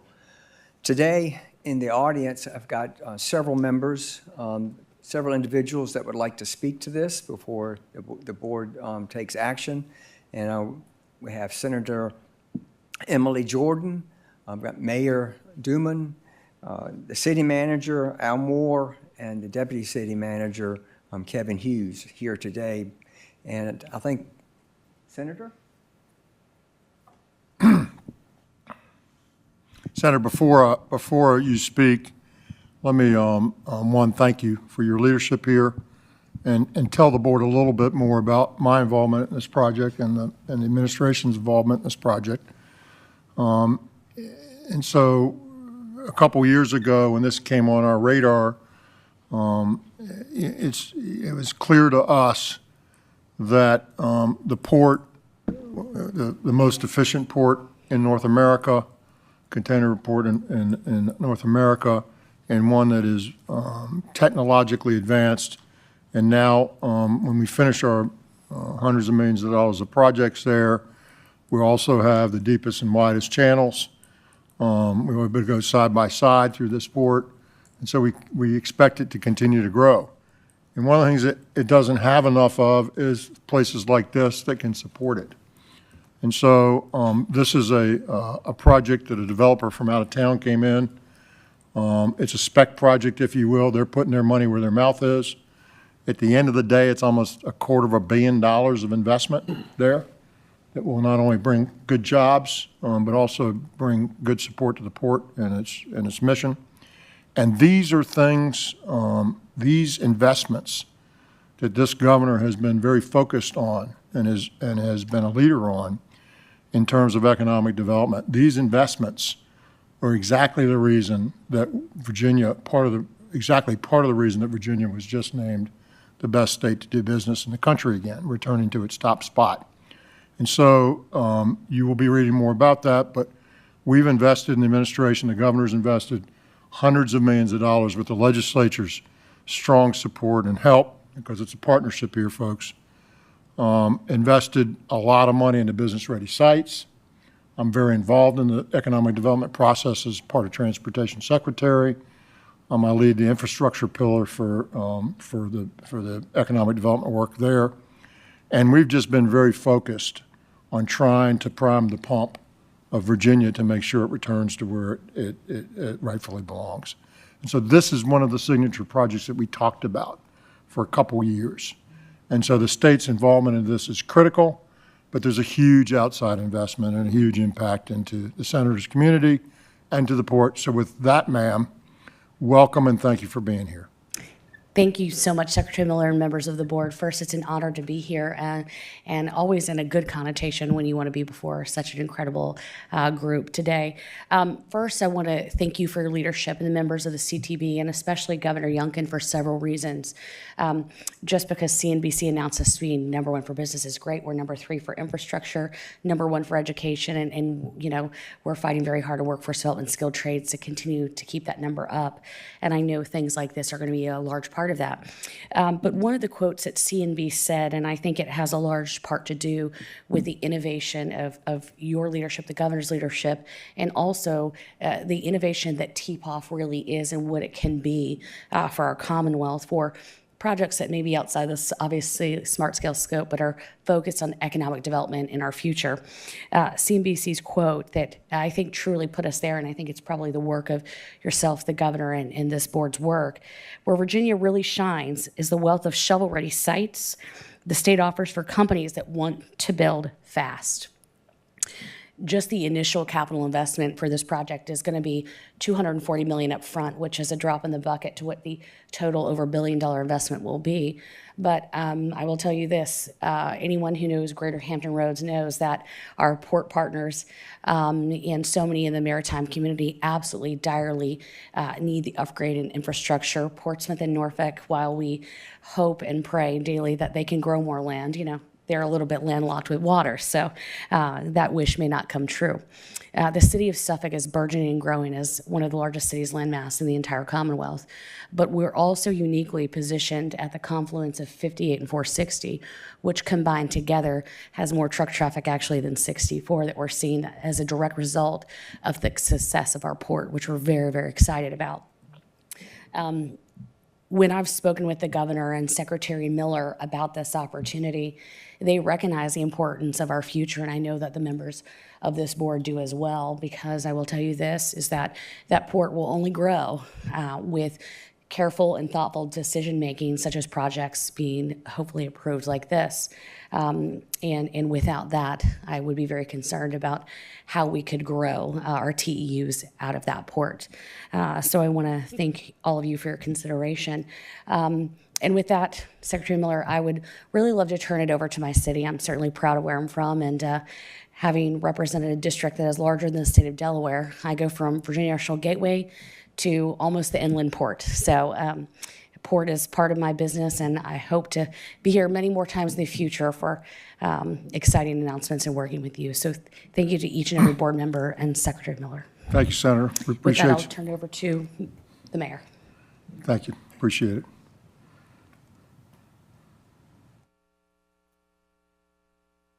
Mayor, it's what a pleasure to have you. Chip, good to see you, sir. Yes, sir. Good afternoon, all. Secretary Miller, Secretary Merrick, members of the board. I want to sincerely thank you for affording the city of Suffolk the opportunity to present our request this afternoon. At this time, I'd like to introduce our Deputy City Manager, Kevin Hughes, who will provide you with a brief overview. Thank you, Mayor. Good afternoon, Secretary Miller, members of the board. I believe you have a slide deck in front of you, so I've got quick walk you through 4 slides for you on this project. So as been mentioned, the project is called Port 460. It's being brought forward by a group called Matan out of Maryland. They have other developments outside the Richmond marketplace. The project here in the city of Suffolk sits at 460 and 58, a really exciting opportunity and a great location to either head west or head south and move product in and out of our port facilities. It's zoned and master planned for distribution, manufacturing, food and beverage, and those type of operations. At the current concept looks at 10 proposed buildings comprising over 4.6 million square feet of space. That development is forecasted to be about $240 million at full build-out. 9,000 jobs are projected, $16 million in future state income taxes, and up to $28 million in future personal property taxes. Additionally, to highlight the significance and its impact to the Port of Virginia, at full build-out, it could represent just this one development alone an increase of 1.5 in volume percentage annually at the Port of Virginia facilities. The road, Route 460, if you're familiar with it, it's about a 58-mile stretch of roadway from Suffolk to Petersburg, and the photos on the right share what the current conditions are. As Senator Jordan, mentioned, we're seeing a tremendous amount of activity both at 460 and the 58 corridor. Both those roadways combined are now more than what you can see from a truck capacity standpoint at 664. 460 alone, seeing about 2,400 trucks per day. That's projected to double by 2024. And again, the road conditions, I think, speak to the need to address 460, and that's why we're here today, and we thank you for your support. So the project that we're proposing, and you can see in blue, the Port 460 project, it's a 2.3-mile stretch of Route 460, but it also takes into consideration improvements at the 58 bypass. So we're developing a diverging diamond interchange and then a widening and modernization of that 2.3-mile stretch of 460 that encompasses the frontage of the Port 460 project. We are complete with surveying. We are working towards some pre-engineering currently. We'll be under full design by this winter and hope to be starting construction in fall of '26 with completion in summer 2029. We've also worked out a strategy related to funding. So engineering and design is already in place. This is a true partnership project. So the developer is providing $6.6 million to that engineering effort. The Port of Virginia has brought forward $1 million to assist, and the City of Suffolk's in for $1 million. So all in engineering is about 8.6. We are requesting the 30.1 for right-of-way and utility relocation through TPOF. And then we, the City of Suffolk, are committed for the construction of over $48 million to move this project forward. We're committed, we're aggressive, and we're excited about this opportunity. Mayor? Before I take a seat, I want to thank some very special people. I want to thank, obviously, Governor Youngkin, Senator Jordan, Secretary Miller, Secretary Merrick, Deputy Secretary Lawson, where is he?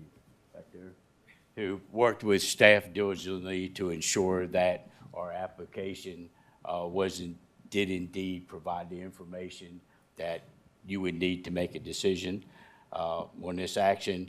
Obviously, the Commonwealth Transportation Board, the Virginia Department of Transportation, and last but not least, the Port of Virginia.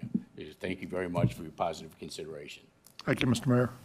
And I see Barbara Nelson in the back here from the port, anxiously awaiting.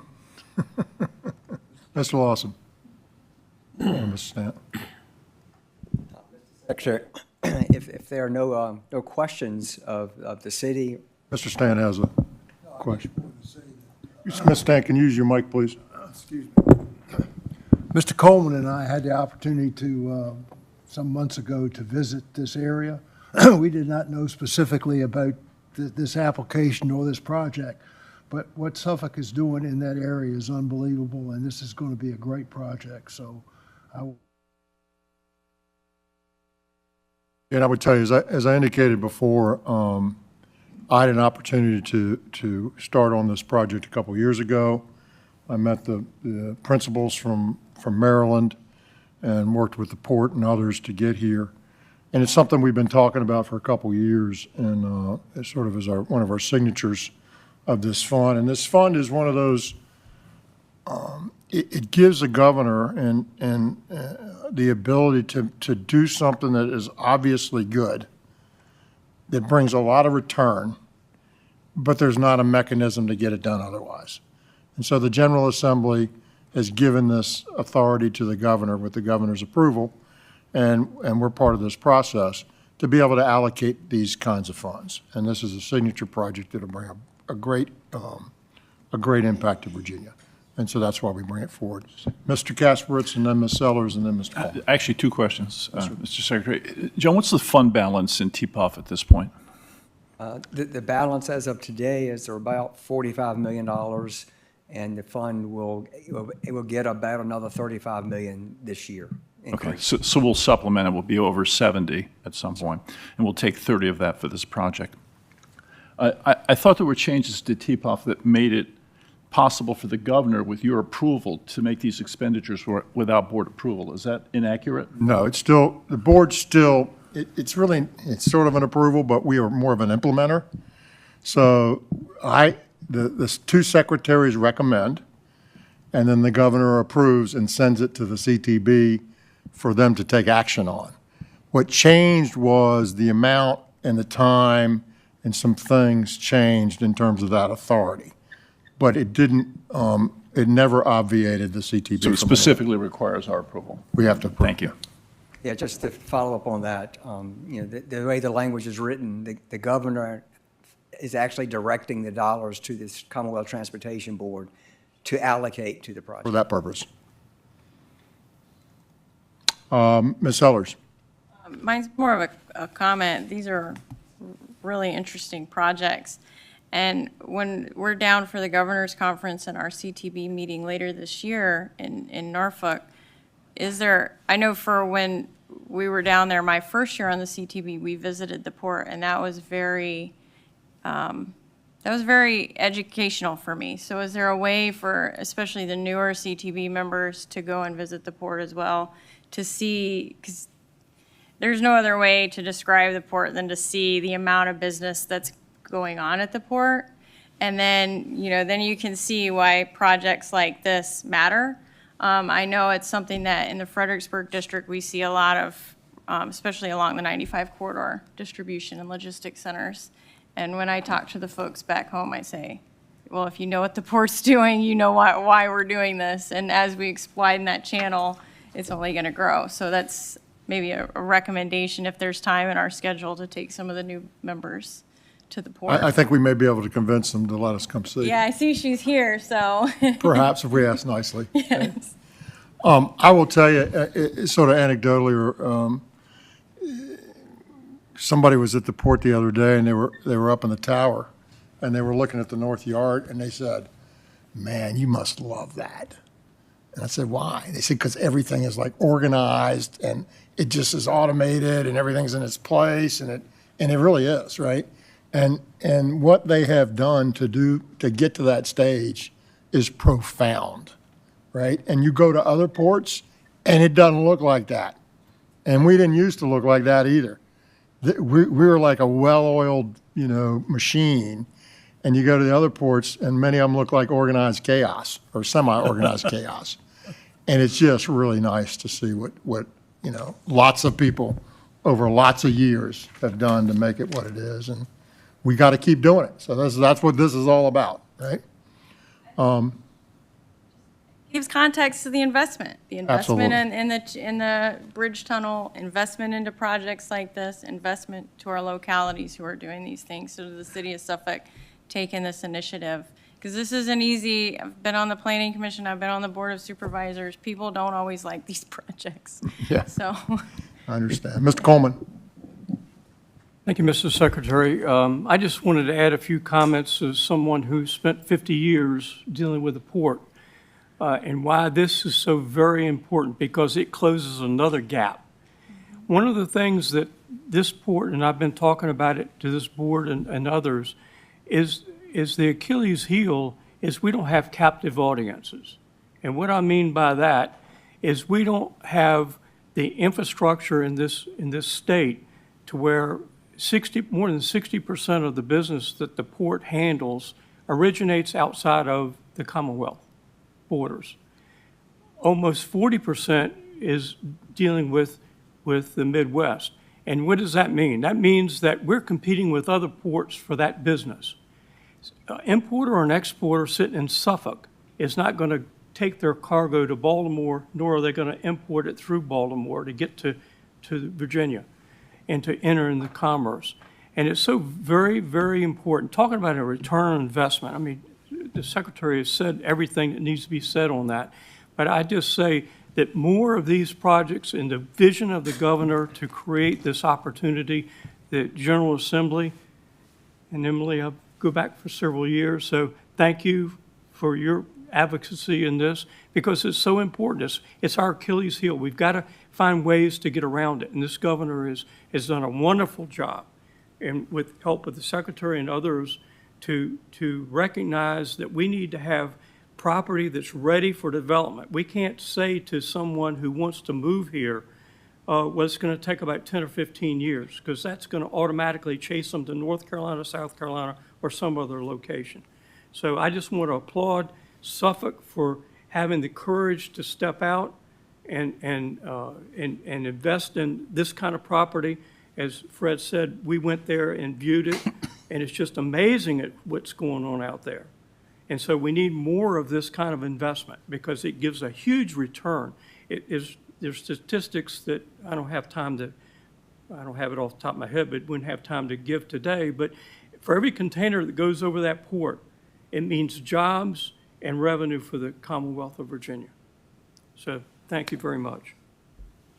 Thank you. Any other comments or questions? Mr. Stant? We have a motion. Do we have a second, Mr. Coleman? Second. We have a motion and a second. Is there further discussion? All in favor say aye. Aye. All opposed say no. Are there any abstentions? Thank you very much. Suffolk, go team. Thank you very much.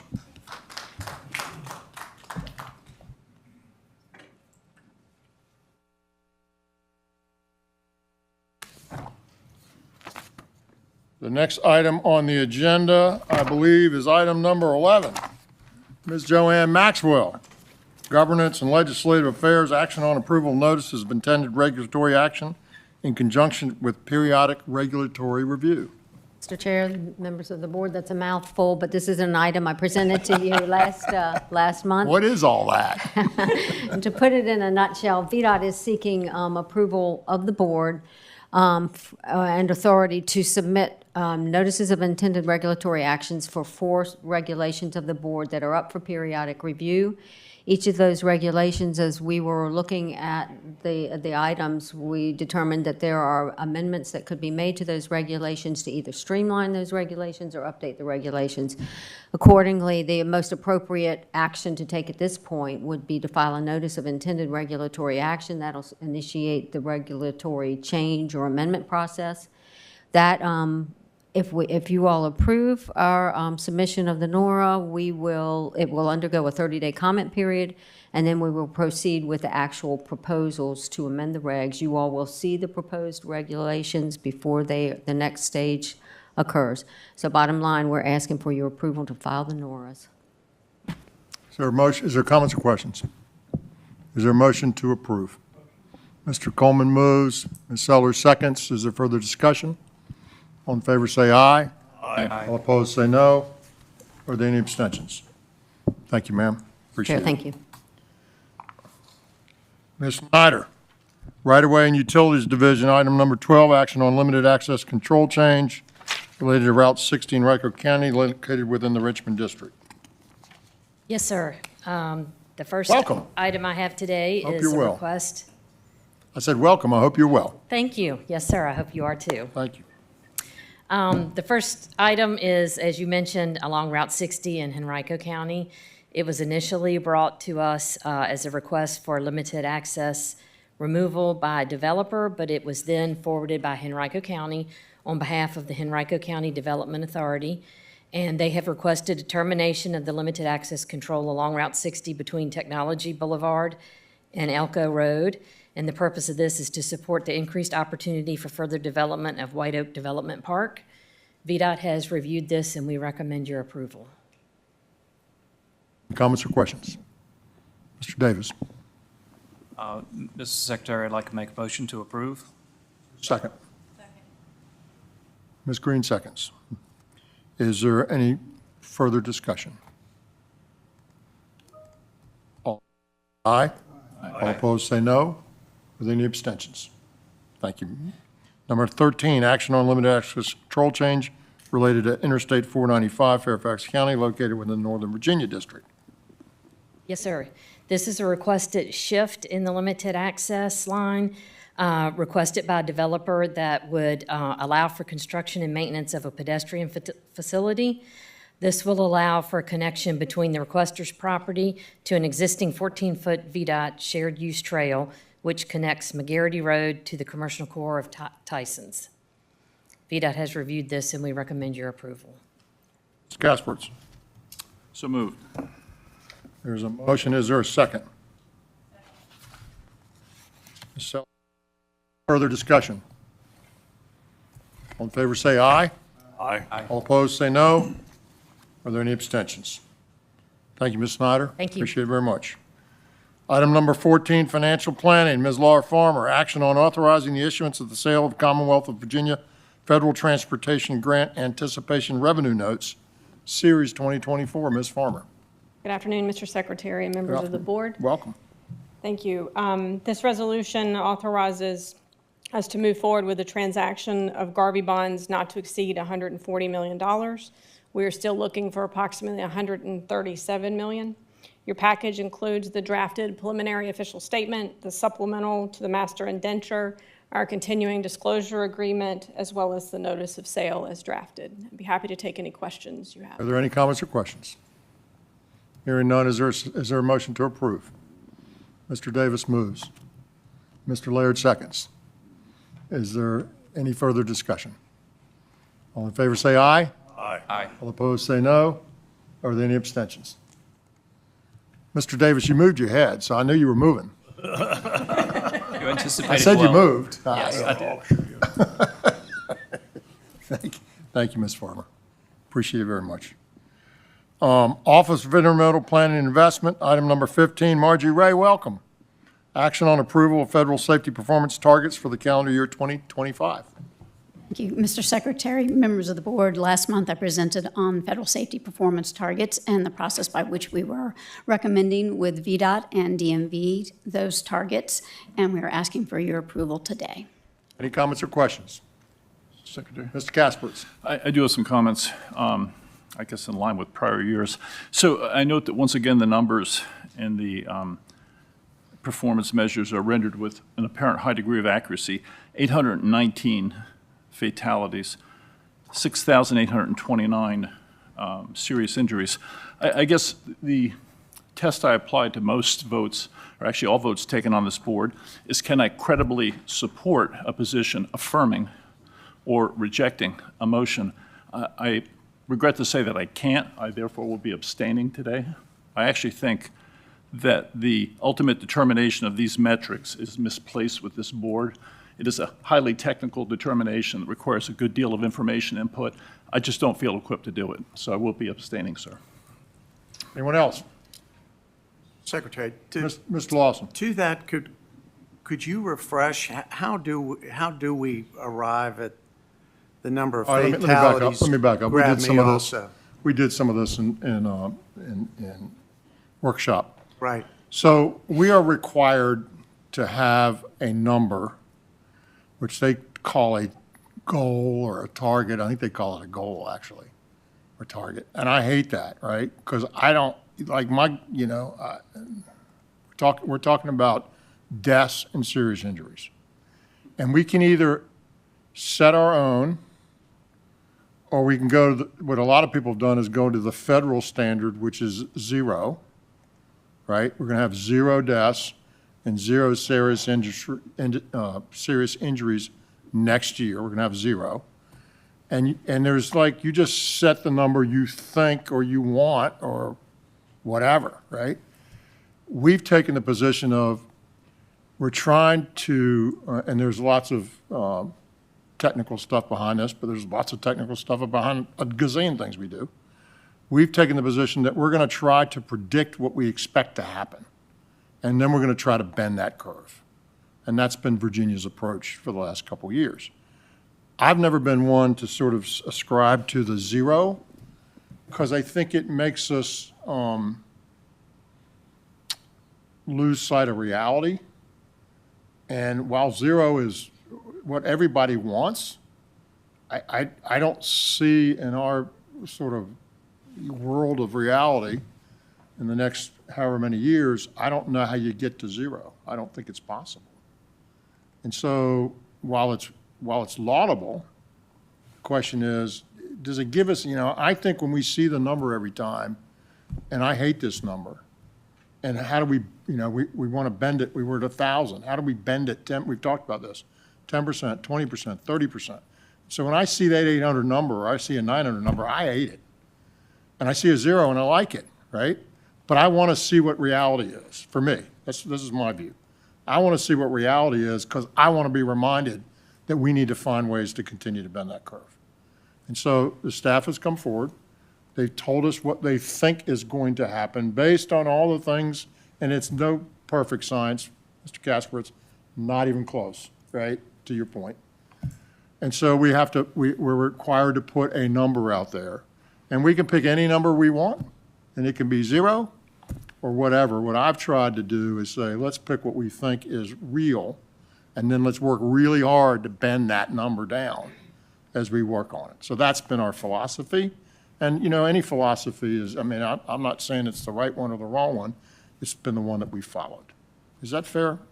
Yes, Mr. Secretary. Can you help me correct anything I said incorrectly? I don't believe there's any corrections necessary. To Mr. Kasprich's point, we are prescribed, like to the decimal place of the numbers that we need to submit. We know that there's a plus or minus value to all of that. So it's, you know, we imply accuracy that doesn't really exist. But it is a data-driven approach. We try to be very systematic in how we deal with it and think about it, which then leads us to potential solutions down the line to help bend that curve. And the solution part of this is the important part, right?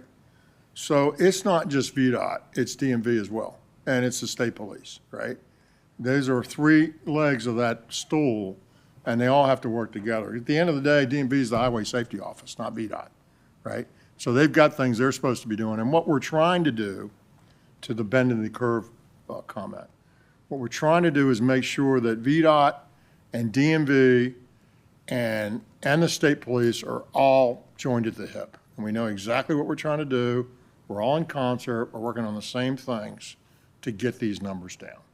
And so the way the DMV spends safety money is part and parcel of all this. The way VDOT spends safety money is part and parcel of all this. And we're just trying to make sure that everybody that has an ability to impact this is sitting at the table saying, how do we bend these curves and make these numbers go down? And I don't know if what we've done is bent the curve or not. I know the numbers have come down, and we're going to keep pressing the same pressure, putting the same pressure to keep bringing the number down.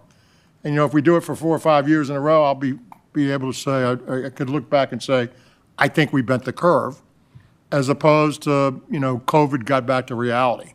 Because we all know that the curve skyrocketed during COVID. And so some of that's just normal return, perhaps. I don't know. But that's what this is all about. Mr. Secretary. Mr. Kaspers. Yeah, I'd like to just add one comment to your comments.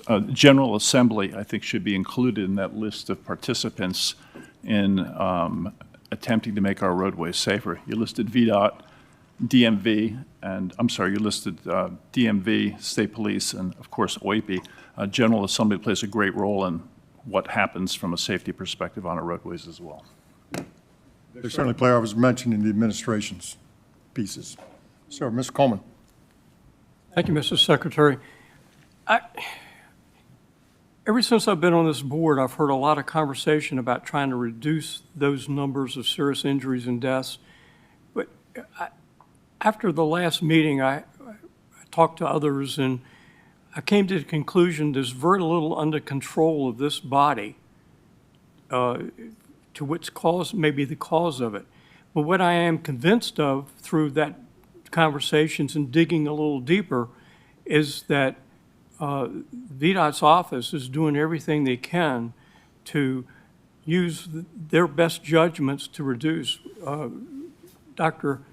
Smoot and I talked about chevrons, even near his property, that have created a situation where there aren't as many accidents with people plowing through his fences. Afton Mountain's another one. The presentation this morning, I learned for the first time of VSL. I think those kind of pilot programs, I call it a pilot, may not be, but I think that could be expanded in order to reduce serious injuries and deaths. So those are things we can control, and I'm convinced that the Commissioner's office is doing everything they can because they're serious. The Secretary is serious. I know that he's talking a lot about it, and so I'm comfortable. And I know in the regulatory atmosphere that I run a company, I know a lot of the government regulations, you got to check a box. You got to come up with some kind of plan in order to have them comfortable. So, you know, I'm not as concerned about, I like to see matrix and how we're going to do it, how we're going to achieve the goal.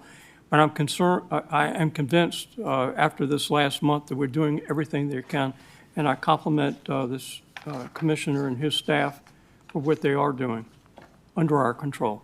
Thank you, Mr. Coleman. Is there anyone else? Mr. Secretary. Yes, sir. Mr. Lawson. Just so I'm clear, so the federal highway directs each state to report these numbers? We set a I hate the word, we set a target or a goal every year, and then we tell them how we actually turned out. Every state in the union, I would venture to guess, does not have a Commonwealth Transportation Board. So our Commonwealth has handed this obligation off to this body or assigned this body to Yeah, I'm not an perform expert this. on the other states. I will tell you that in terms of the output, it varies from, as I told you earlier, having a philosophy of zero, which I applaud zero, but yeah, who makes that decision? That's where I'm headed. I think there's probably, I'm not an expert, but I'm not sure. And historically, we've always I've been done it. here 2 years. I don't remember doing this before, but I guess we did. We've always done this. Okay. Since I've been on the board. And Secretary Miller, if I can just add, it is the Code of Virginia that delegates that responsibility to you all to adopt the federal measures, not just limited to Yeah, safety. we didn't make it up. No, that's helpful. Right. We can just grab it. It was given to us. And it's appropriate. Listen, we're more on the engineering side, but we have a little bit of behavioral too. And DMV is very behavioral in education. And then the state police are the folks that help us enforce it, right? So we're really focused on this, and we're trying to make sure we work really closely as a team, those three pieces and others. You know, the state police continue to be handicapped by personnel shortages and not enough folks. So, you know, we're all working hard to get there. But these are the numbers that we think are the best numbers, and we've looked at permutations and statistical analysis of this. This is where we think we will end up. And it's a bad number. You know, any number is a bad number, but 800 and some people is, you know, but it's been 1,000. It's been over 1,000. So, anybody else? All right, is there a motion to approve?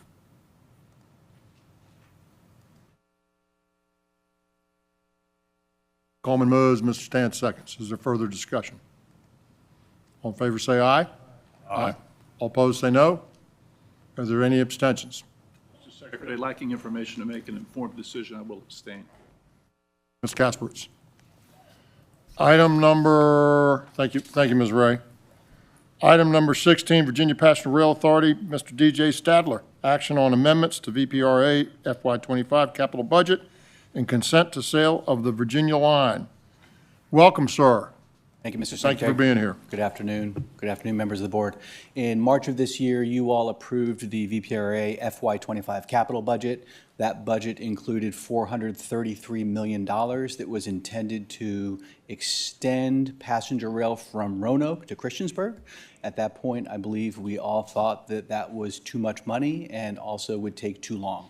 So we went back to Norfolk Southern, our partner, and as I briefed you last month at this in the workshop, we came up with a much better deal that will conceivably get us to Christiansburg faster for a lot less money, and will also get us, instead of the Virginian line, which goes from Roanoke to Christiansburg, get us the Manassas line, which is something that, control of which would be very beneficial for Virginia and passenger rail. I briefed you on it last month, and I'm here today to ask for your approval of the amended budget, which adds no money to our budget, it just reallocates it, and also authority to sell the Virginia line back to Norfolk Southern. Let me, before I ask for other questions here, you know, the previous administration launched the rail program in Virginia to be what it is, transforming rail, substantial change, right? We're making it better. That's what we're trying to do here. So when they entertained this proposal before, as you know, in the workshop, you learned this. The decision was made without as much information as you might want to have. So there's no engineering, no design, and we came up with a schedule and some numbers, and that became our reality, and the schedule didn't work and the numbers didn't work as we got into engineering design. And so we looked at all sorts of different options, how to fix it, how to make it better, and we looked at another site. We went that direction. We had tunnel issues and bat issues and all sorts of issues. And because of the director, both DRPT and VPRA, because of their work, we were able to get Norfolk Southern to reengage and have a different discussion. And the good part about it is it's not like we're trading one good one from another for another good one. We got a better situation in Christiansburg, and we have a situation that's better in Northern Virginia at the same time for the same money. So that's really good. And so I'm excited. You know, it's not all done yet. It is subject to due diligence and lots of work that we have to do between now and the end of August. If we, at any time, we can walk away and say, we're not going to do that, we'll revert to where we were, and we'll go from there. So this is approval to change that budget, but it could happen that we change again. But right now, we're in really good shape. We think this is all going to work just fine. We're working through the due diligence, and we expect to be able to close up this transaction at the end of the summer in August. That's what I would tell you about it. Are there any comments or questions? So moved, Mr. Second. Like a good railroad person. We have a motion and we have a second. Is there further discussion? I think Dr. Smoot's going to call for the question. Old. Hearing none. All those in favor vote aye. All those opposed, no. Are there any abstentions? Thank you. Thank you. Thank you very much. Thank you, sir. The next item on the agenda is Mr. Coker. The new and improved Mr. Coker with Sir, good afternoon. How are you doing today? the winter look. That's right. Good to see. We missed you, Mr. Coker. You did? Was it the last meeting you weren't here, or was it the one before last? I missed the last one. The last one, right. And as I remember, your bids were going really well, and then the chief engineer stepped in. We had a couple problems last meeting, so. You can't win them all, sir. I set them up as best I could before I left. The chief engineer wants to have, he wants his time. All right, Mr. Coker. Welcome, and we're glad you're back. Item number 18, we've got some bids to review, so have at it, sir. Yes, sir. Mr. Secretary and members of the board, I have 5 projects to discuss today in excess of $5 million. First up is Order 311 in the Lynchburg District, or excuse me, 315. This is a 2025 plant mix project on the primary and secondary systems in Halifax County. We received 1 bid. The low bid was $7.7 million from Adams Construction Company out of Roanoke, Virginia. It is within range, and I recommend award. Comments or questions? Motion to approve, Ms. Green. Is there a second? Ms. Sellers seconds. Further discussion? Yes, sir. Mr. Kasperitz and then Mr. Laird. Looking at this, I know that we have parts of the Commonwealth that are difficult to attract more than one bid. I'm not sure the geographic location of this work, but I'm surprised to see a contract of this size come through with a single bidder. I know that there's a limited range of plant mix contractors out there. Tell me why we ended up with one, if you can. This project is geographically located in an area that is, there's not a whole lot of competition in this area. This is the 3rd time that we've advertised it, and we received 2 times with no bids. So this was originally part of the 24 season, and by advertising it and awarding it during the summer months, off-season, if you will, we hope to get more interest, and we were able to get a successful bidder. I guess I would ask if there are ways that we could repackage it to make it more attractive the next time we go out to bid on it. Those are things we look into, and we try and advise the district moving forward. You know, the other side of this, or the bumper here, is the within range, right? So the within range tells us that at least it's within the range that we would expect it to be, given what it is and so forth. So that's our way of balancing. We still don't like it, but that's our way of balancing. And if it was way out of range, we might say we're not doing it. We're going to wait, right? But at least this one is within range, so we've deemed it reasonable. Is that fair, Mr. Coker? Yes, sir. Mr. Commissioner, agree with that? Okay. All right. Do we have a motion? Secretary. Mr. Laird had a question. I'm sorry. And it speaks to the within range. This project is evidently 30% over what the estimated construction cost was suggested. So at what point is it out of range? Mr. Coker. So I believe the number you're referring to is the Mr. Bratcher. district estimate. Yes. We have a separate estimate, evaluative estimate. The district estimates are set far in advance before they submit them to us. So the evaluative estimate is based on current pricing and is a more accurate, more recent estimate. Mr. Laird, and we can workshop this again at some point, but Mr. Kasperitz was involved with a group of folks, including Mr. Malvin and some others. I think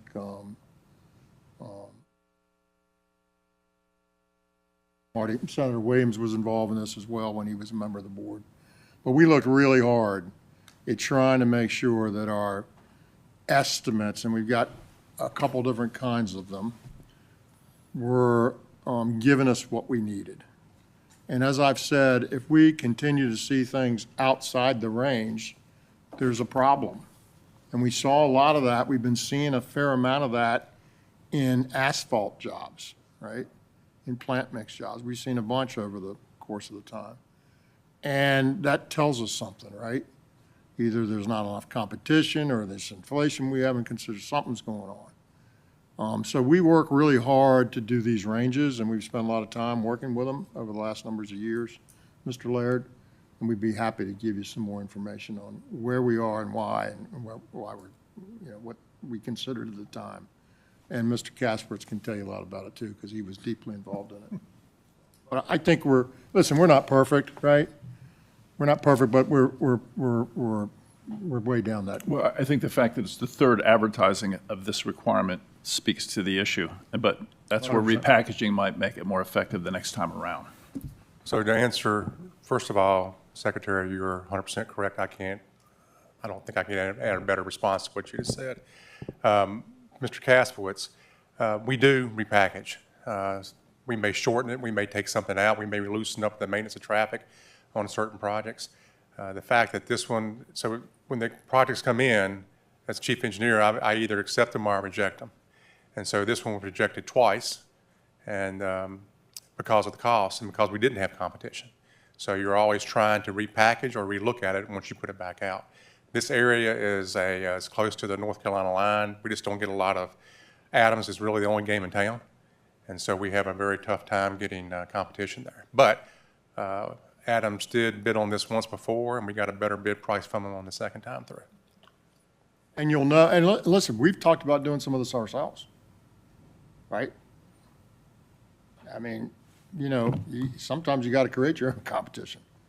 But plant mix, as most of us, I think, have some understanding of, you can't do it in Northern Virginia and take it to Roanoke. It doesn't work like that, right? Your plant has to be where the job is, within a radius of 50 miles or whatever it is. It's not a long distance. And there is some way to stretch that, but it gets expensive and it's hard to do. So, if we didn't have anybody in Southwest Virginia, I'd be saying maybe we need to go create a plant mix plant. And we're not doing that, but I mean, at the end of the day, we're not going to, if the Commonwealth is not going to be put in a position where we're paying way more than we should for something, we're not going to do that. Right? Anyone else? So I don't think we have a motion in a second. Did we? You had the motion. Okay, there's questions after that. Who gave the second? Did you give the second? I don't think you seconded it. All right, Ms. Green motions, Mr. Laird seconds. We've had questions. Is there further discussion? All right, we have a motion and a second. All in favor say aye. Aye. Opposed say no. Are there any abstentions? Thank you, Mr. Coker. Next. Yes, sir. Order 446 in the Richmond District. This is a 2025 plant mix project on the primary and secondary systems in Chesterfield County. We received 2 bids. The low bid from Allen Myers of Glen Allen, Virginia of $10.7 million was within range, and I recommend approval. Mr. Davis? Mr. Secretary, I make motion to approve. Seller seconds. There's been a motion and a second. Is there further discussion? All in favor say aye. All opposed say no. Are there any abstentions? Thank you very much. Order number L02.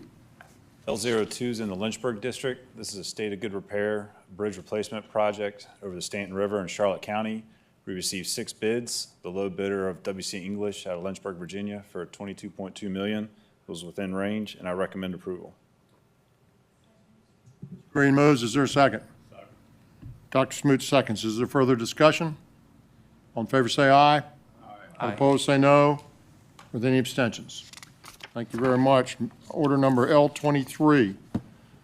Order L23 in the Fredericksburg district. This is a road reconstruction project in Spotsylvania County. We received 6 bids. The low bidder is Ardent Company out of McLean, Virginia, with a bid of $5.8 million. This is within range, and I recommend approval. Second. Ms. Sellers moves. Mr. Davis seconds. Is there further discussion?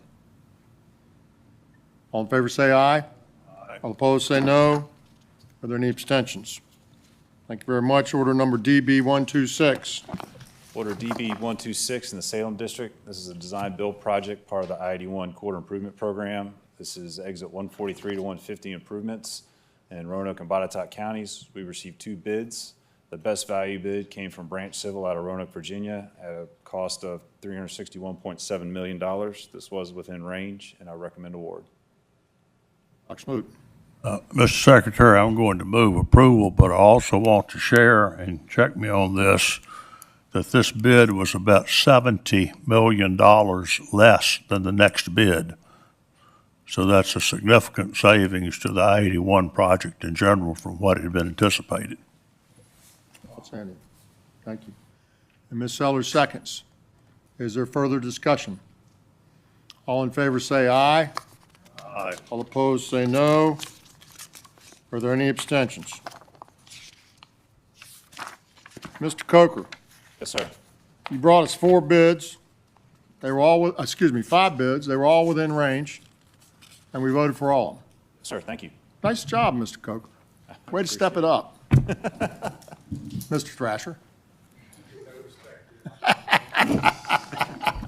It's under your leadership, sir. Come on. Thank you very much. Appreciate it.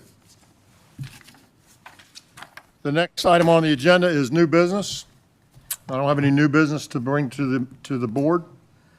I want to thank you all very much for the work that you do.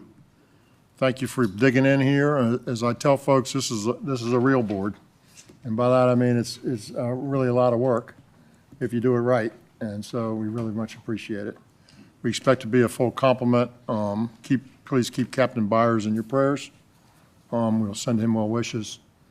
And we will not have a meeting next month in August. We'll take the month off, and our next meeting will be in September. So y'all please be safe. Have a great day, and travel safely home, and thanks so much for all you do. This meeting's adjourned.